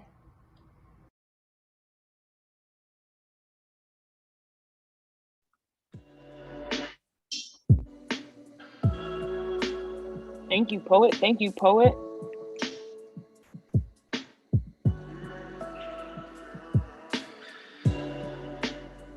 Scores. What say you, judges? Okay, low to high, we have a 9.0, a 9.0, a 9.5, a 9.5, and a 9.6. Thank you, judges. Moving into the next poet from Everglades High School. Show some love for Tori Reagan.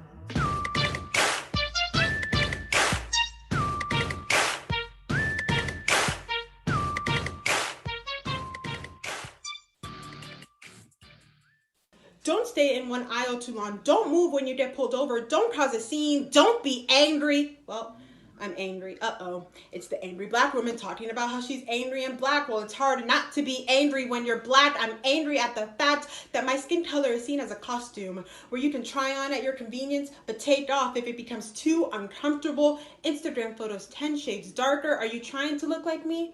Because trust me, you will never live in my skin.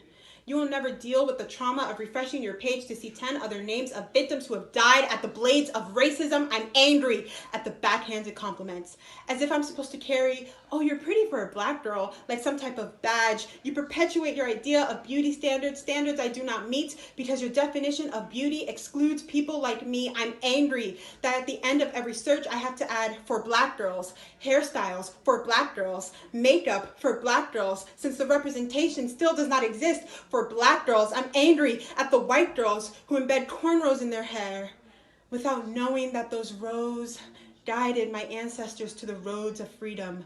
Maps embedded in the patterns of their locks. So that's why I care. It's more than just hair, it's my heritage. I am angry at seeing black bodies treated like commodities, selling my blackness in sports magazines or on TV, but that wouldn't be the first time black people were treated like commodities. I'm angry at having to have conversations with my younger brother about what it means to be perceived as a black man in America. He's 14. I'm angry that white man's history is a required course when African American studies is an elective. I'm angry of explaining why my life matters to people who don't care about why my life matters. I'm angry that you say you're not racist because your friend is black, or your girlfriend's uncle is black, or your great dad's favorite cousin is black. I'm angry that I have to hope my name doesn't follow a hashtag justice for. I'm angry that you're not.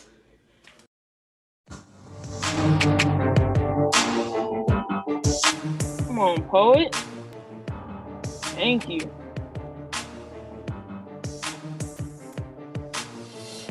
Judges. What we saying? What we saying? I'm waiting on scores from 1. Okay, cool. I want y'all to know, I can't say who it is, but one of these judges is like lightning fast. Like that score comes quick. The rest of the judges know who I'm talking about. That score comes quick. All right, low to high. We have a 9.7, a 9.9, a 10, a 10 and amazing, a 10 and a boom. Okay, so again, that's a 9.7, a 9.9, a 10, a 10, a 10. Thank you, poet. Let me know how y'all are feeling in the chat on YouTube Live. What are we feeling? What are we saying? What are we thinking? Next up from A.W. Dreyfus, we have Isabella Ramirez.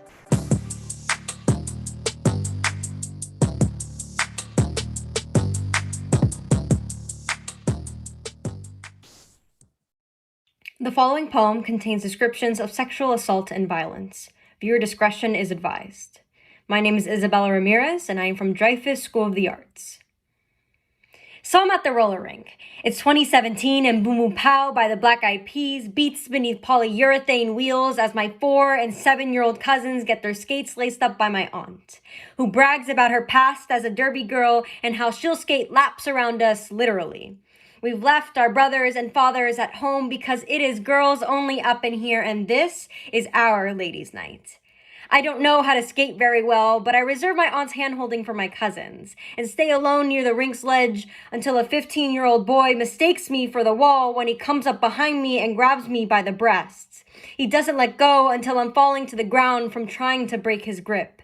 By the time I realize what's happened, my aunt's arguing with a police officer while I'm holding my cousin shaking. I'm only 13 years old, and all I can think, even in this moment when I want to boil my body to relieve the phantom feeling of his hands on my chest, is how grateful I am that it was me. That it wasn't them. That my cousins get to live another day as children. They're 4 and 7 years old, and I feel guilty I've made them leave. That night, my youngest cousin learned what sexual assault meant before she learned how to read. The thing about being a woman surrounded by rape culture is that it's not a matter of if, but when. I'm 17 years old now, and I've been catcalled, followed, honked at, touched, violated. The men in my family love to say not all men, but why is it all women then? Why do we insist on sending our daughters to college with pepper spray and a rape whistle? Why do we pass around sexual assault like a family heirloom? From our grandmothers, to our mothers, to our aunts, to our sisters, to me, please do not make me pass this to my cousins, but it's too late. My aunt sends me screenshots of messages from a boy in my cousin's 3rd grade class calling her baby, saying I love you, asking if he can smell her underwear. When can we stop teaching our 8-year-old girls to cope with the fact that men will talk to them this way for the rest of their lives? That day, I resented the fact that my cousin had ever learned to read, and the fact that there are girls who will never learn. The baby girls who babble through teething and swollen gums and have death become their nursery rhyme. Like 10-month-old Zara Scruggs, who could barely mouth the word dad before she was fatally raped by her father, who had just learned to walk and was everything a baby girl should be. Happy and curious and beautiful and innocent. Baby girls shouldn't die on hospital beds in blood-soaked diapers, yet Zara did. And somehow I still don't know if she would have been better off if she had survived. I don't need to be at a roller rink to know being a woman means I am constantly skating around the perversions of men. My cousins now know this too. One of them is less than 2 years from being 13, and I can only hope she'll never feel what it's like to be too young to fight back, but be told a 15-year-old boy's too young to be charged. I can only long for the day girls don't need to be stripped of their childhoods to become women, because that day I'll take my cousins roller skating again. Wow. Thank you, poet. Thank you for sharing. Again, that was Isabella Ramirez. hailing from A.W. Dreyfus. Judges, what are we talking about? From low to high, we have 5 10s. Shout out to the poet. They listening. So again, if y'all feeling spicy about it, y'all can get in the chat, but I want to know what y'all got to say to that. The scores are as follows: a 10, a 10, a 10, and some more 10s and some 10s everywhere all across the board. So thank you, poets. Thank you for sharing, closing out this second round for this bout from Coral Springs High School. Show some love to Rashay McDonald.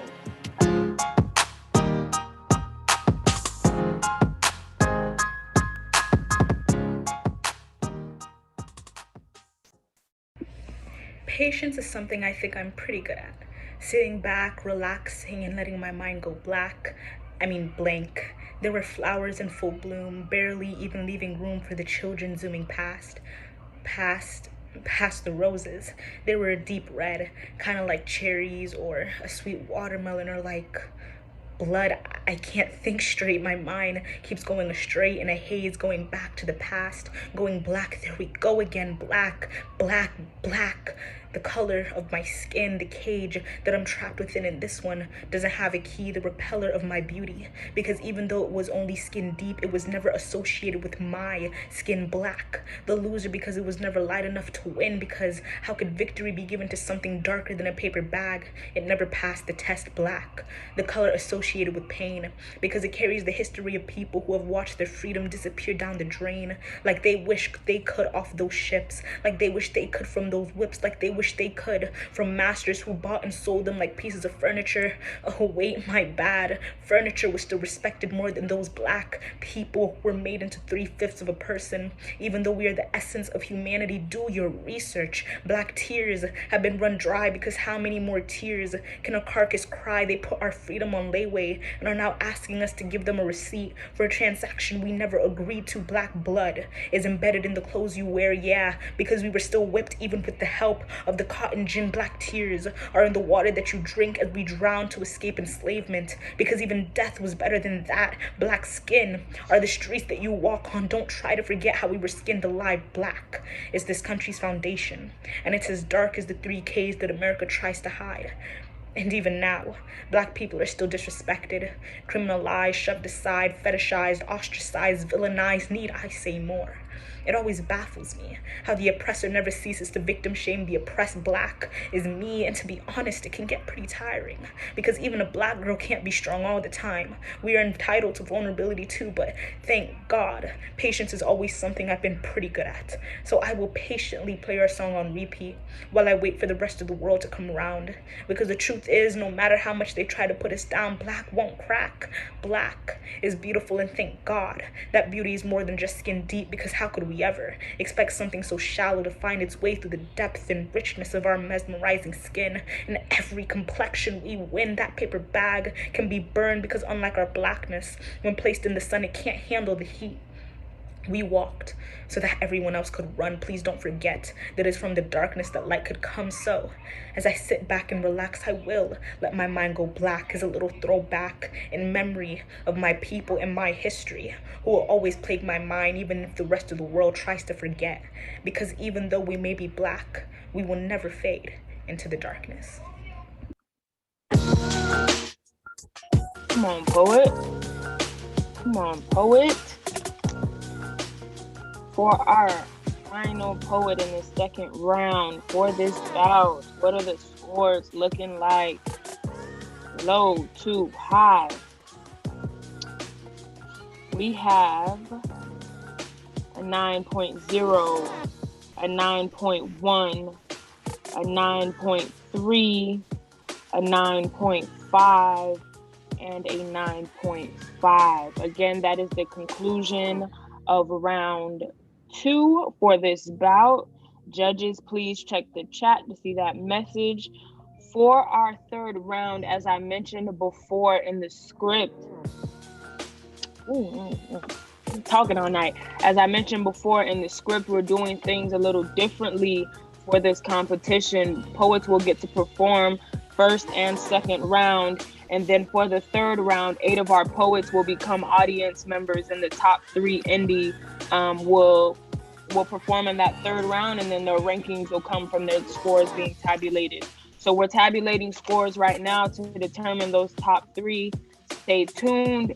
Send your emojis and show your love in the chat. And we will be in shortly. DJ Preach with the tunes and judges. Come back refreshed. We can turn up.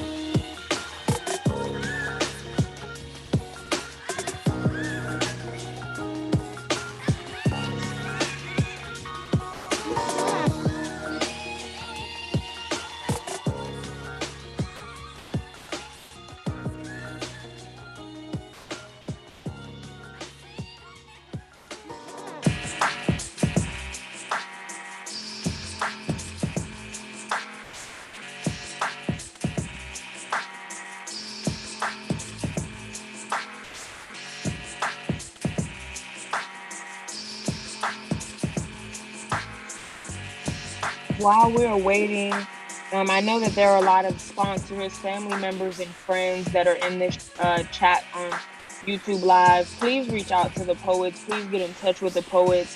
Send text messages, make phone calls. Definitely want to make sure that the poets understand they are loved, appreciated, applauded, and listened to tonight, despite what the points may say, despite how this indie finals turns out. Please reach out to your teammates and your family.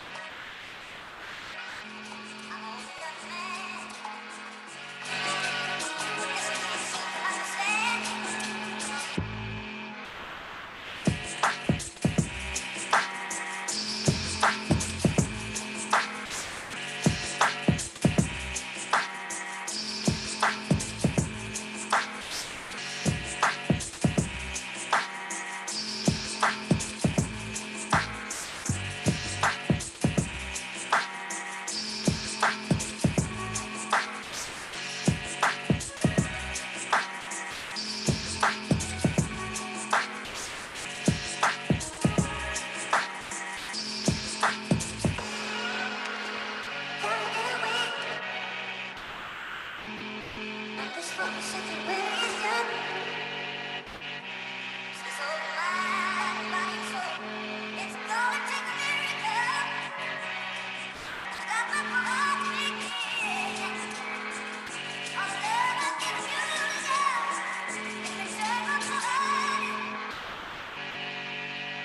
how y'all feeling? How y'all feeling? We good? Ready to go? I get thumbs up. Boom, boom. Awesome. So before we roll into round 3, again, I want to commend all of the poets who shared their poems and their stories with us tonight. This has been an amazing experience. I've been having a good time being a host. I hope the audience has had an equally good time listening and supporting and showing love. I want to give a shout out to our presenting partners, UKG and UPS, as well as all of the other partners who are invested in this work. There are a lot of people showing up for y'all in front of and behind the scenes. So we are going to roll into round 3.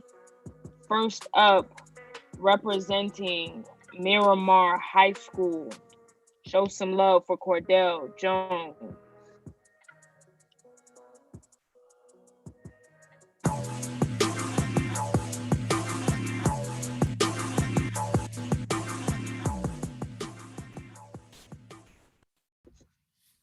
Dear police officer, how do you feel?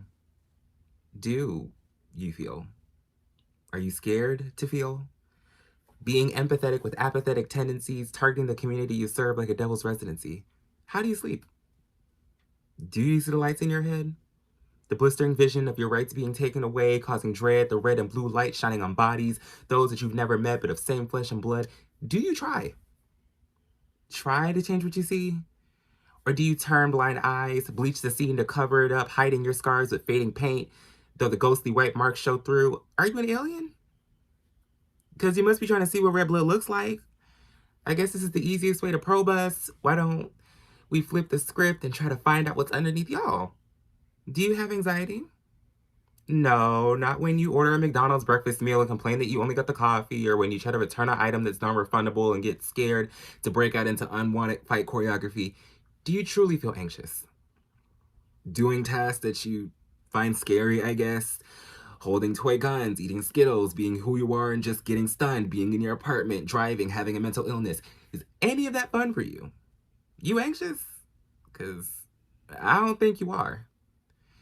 Is being us in the system helping your case? Being the minority and the majority again, sadly taking your problems and having to carry them on our backs? Lastly, can you look in a mirror and say to yourself, what I do isn't policing, it's fear-mongering.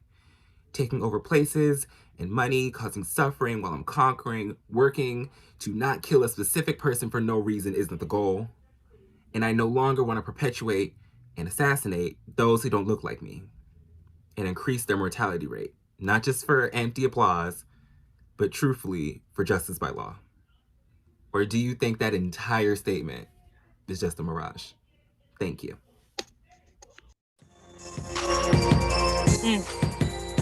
Thank you, poet. Again, that was Cordell Jones from Miramar High School. Judges, talk to me. What are your scores? What are your scores? What are your scores? Low to high, the scores are as follows.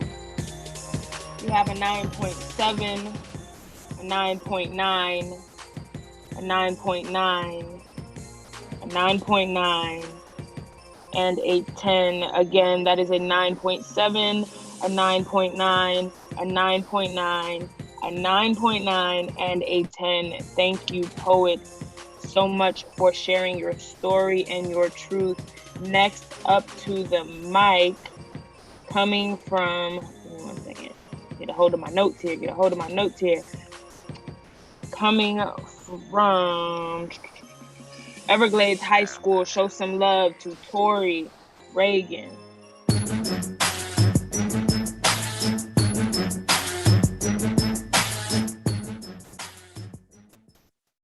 Mommy says good night, sleep tight, don't let the bed bugs bite, but My bedbugs fester into every crevice of my skin, crawl into my veins, leaving me shaking in this overwhelming pain that I don't know how to control. Control became the thing I fixated on. Control your life, control your two friends that you sense are pulling away from you, away from your problems. Solve them by yourself or stack them on a shelf like you always do, burying them into the abyss until you don't have to deal with it.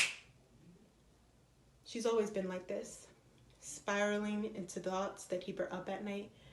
It quickly became a pastime. Mommy says monsters don't exist, but the monsters underneath my bed arrest me, too scared to be alone with them, but too scared to deal with the world waiting outside for me, paralyzed. I stay in this bed of dread, and now it's been 24 hours, and all I can say is, sorry, Dad, I have a headache, and she never told anyone she was struggling.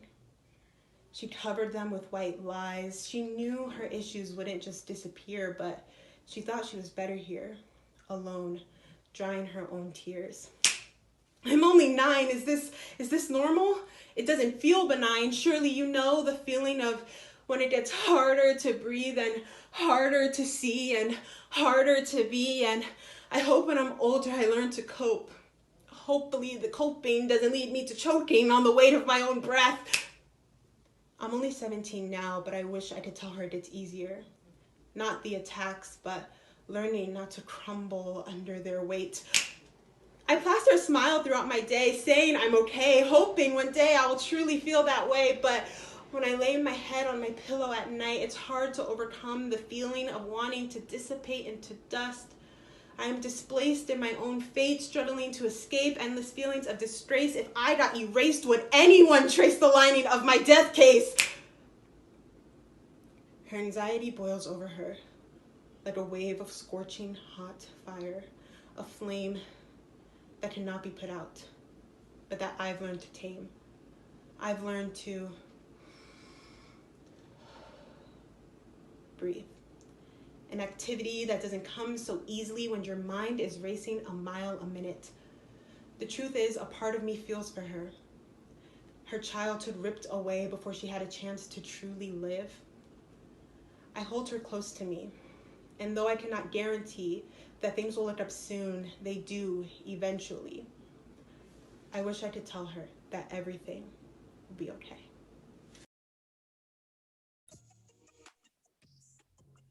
Wow. Thank you, poet. Thank you, poet. Again, that was Tori Reagan from Everglades High School. They're showing love on YouTube. A lot of hearts. Wow. Yes, so good.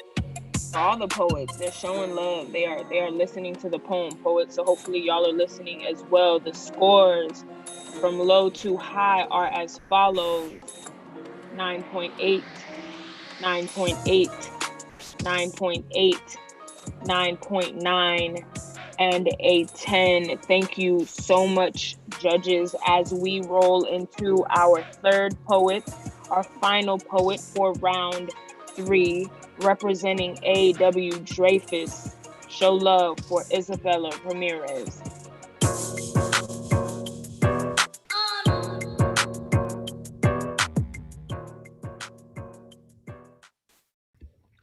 Hi, my name is Isabella Ramirez, and I'm from Dreyfus School of the Arts. The DMV was not where I had expected I would be unpacking my Latinidad, but there I was at 10 years old trying to tell the clerk my ethnicity when my father squeezes my arm and tells me we don't look Hispanic.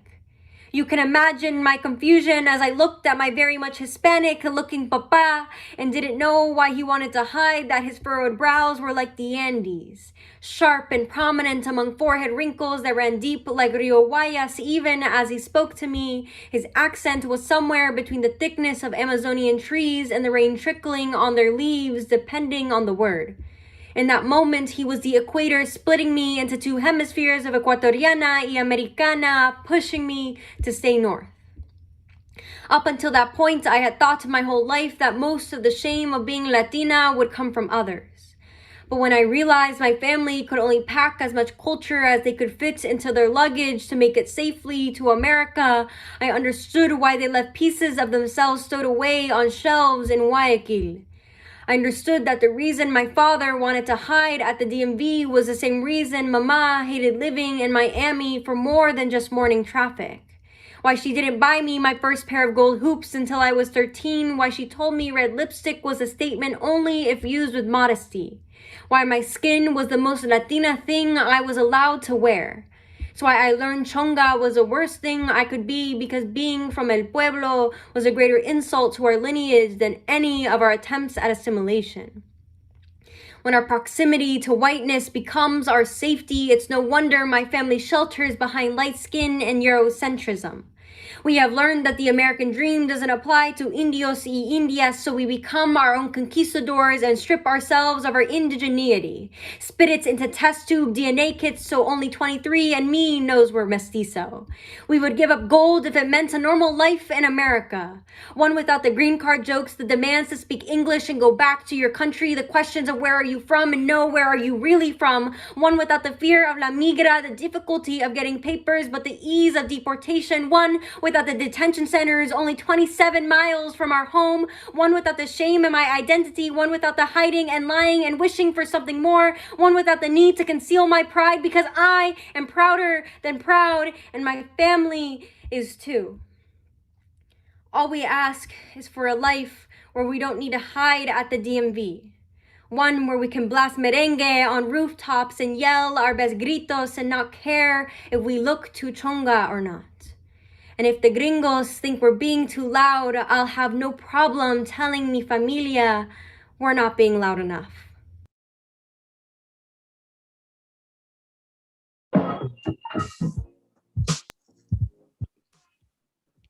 Thank you, poet. Thank you, poet. Can y'all hear me just fine? Okay, cool. Thank you, poet. Thank you for sharing. Scores low to high. We have a 9.7, a 10, a 10, a 10, and a 10. Thank you, judges, for sending in your scores. That is a wrap for round 3 of this bout. Show love one more time for our final performance of the evening. While our team is tabulating the scores, we want to make sure we thank some special people one more time. Our presenting partners, UKG and UPS, all of the incredible community partners that make LTAB Florida possible. Shout out to DJ with the instrumentals and the tonight. And we definitely will not, cannot, can never forget the rest of the Jason Taylor Foundation crew, Gabby, Just John, Seth, and everyone else who has had a hand in making this year's festival come together. Shout out to the sponsors. Shout out to the poets who have shown up for each other consistently. Shout out to their schools, their campuses, their administrators, all that and then some. Shout out to Jason Taylor and Omari Hardwick, who co-founded something very special alongside Seth a while ago, and has now blossomed into this amazing thing that I'm absolutely honored to be a part of. We are waiting on the scores, but we definitely want to make sure everyone receives their flowers. I am waiting on my team. Y'all, oh, they said tonight was inspiring. Awesome jobs, poet. That's the way to do it. Fabulous, amazing, beautiful, incredible, amazing job. They are showing a lot of love. I think tonight's chat might be record for this whole competition. There's been a lot of love in this chat consistently. So, judges, how y'all feeling? Good? Thank you so much for taking time out of your evening. Seth, did you want to say something or you want to wait? I just want to see who won, but just an incredible bout. I mean, the poets from top to bottom, I mean, 1 to 11 were fabulous. And each round, nothing got weaker. It was incredible. So just a great night and a tough job for the judges. Definitely was a tough job for the judges. And just to let you all know how tough it is, the difference between first and third place is 0.6. Okay, that's how close it was. Y'all showed out tonight, okay? So I want y'all to know that this was very hard for us to come to, but this is the conclusion that we have come to. All right. Let me make sure I got this. Okay. Awesome. Okay. The third highest scoring poet in the entire LTAB FLA competition is tonight Tori Reagan from Everglades High School. Show some love to the poet. Show some love to the poet. Show some love to the poet. The second highest scoring poet out of more than 200 that competed this year. Coming from Miramar High School. Show some love to Cordell Jones. Thank you to the poets. And of course, now we know who the 2021 LTAB Florida Indy Final Champion is. Hailing from AW Dreyfus, show some love to Isabella Ramirez. It has been amazing, y'all. It's been a good time. It's been a great experience. Again, tomorrow night, we have our 2021 LTAB FLA team finals that'll be streaming on YouTube. So please get in contact with us for the deets. What we laughing at? What I'm missing? I want to be in on a joke. Everybody's a kiki. No, I'm kidding. So the poets are coming in. Poets, if you want to cam up, please feel free to turn on your cameras. If not, I also understand. We just wanted to make sure to give you your flowers in front of everybody. Y'all did an amazing, amazing, amazing job. And we definitely appreciated your poetry, your art, your craft, your spirit. We crying, boo? That's what's happening? That's what's going on, Isabella? Because you know I'm gonna call you out. You did amazing tonight, love. You did amazing. So, and they're congratulating you on YouTube Live. So definitely reach out to your people, check the chat. Team, is there anything we want to say? Put out there? Nope. So y'all don't have to go home because y'all are home. I want to say congrats to the host. Piff, you did a great job running us through this thing. No, but I'm very emotional right now. Thank you guys so much. Great job, Isabella. Congratulations. Congrats. Great job. Hey, Jason. All right, y'all. You don't have to go home because you already home. But we shutting things down on this side. Y'all have a good night. Is that Zoe? Yep. Hey. We're shutting things down. Y'all have a good night. Tune in tomorrow, 6 o'clock, right back here for team final.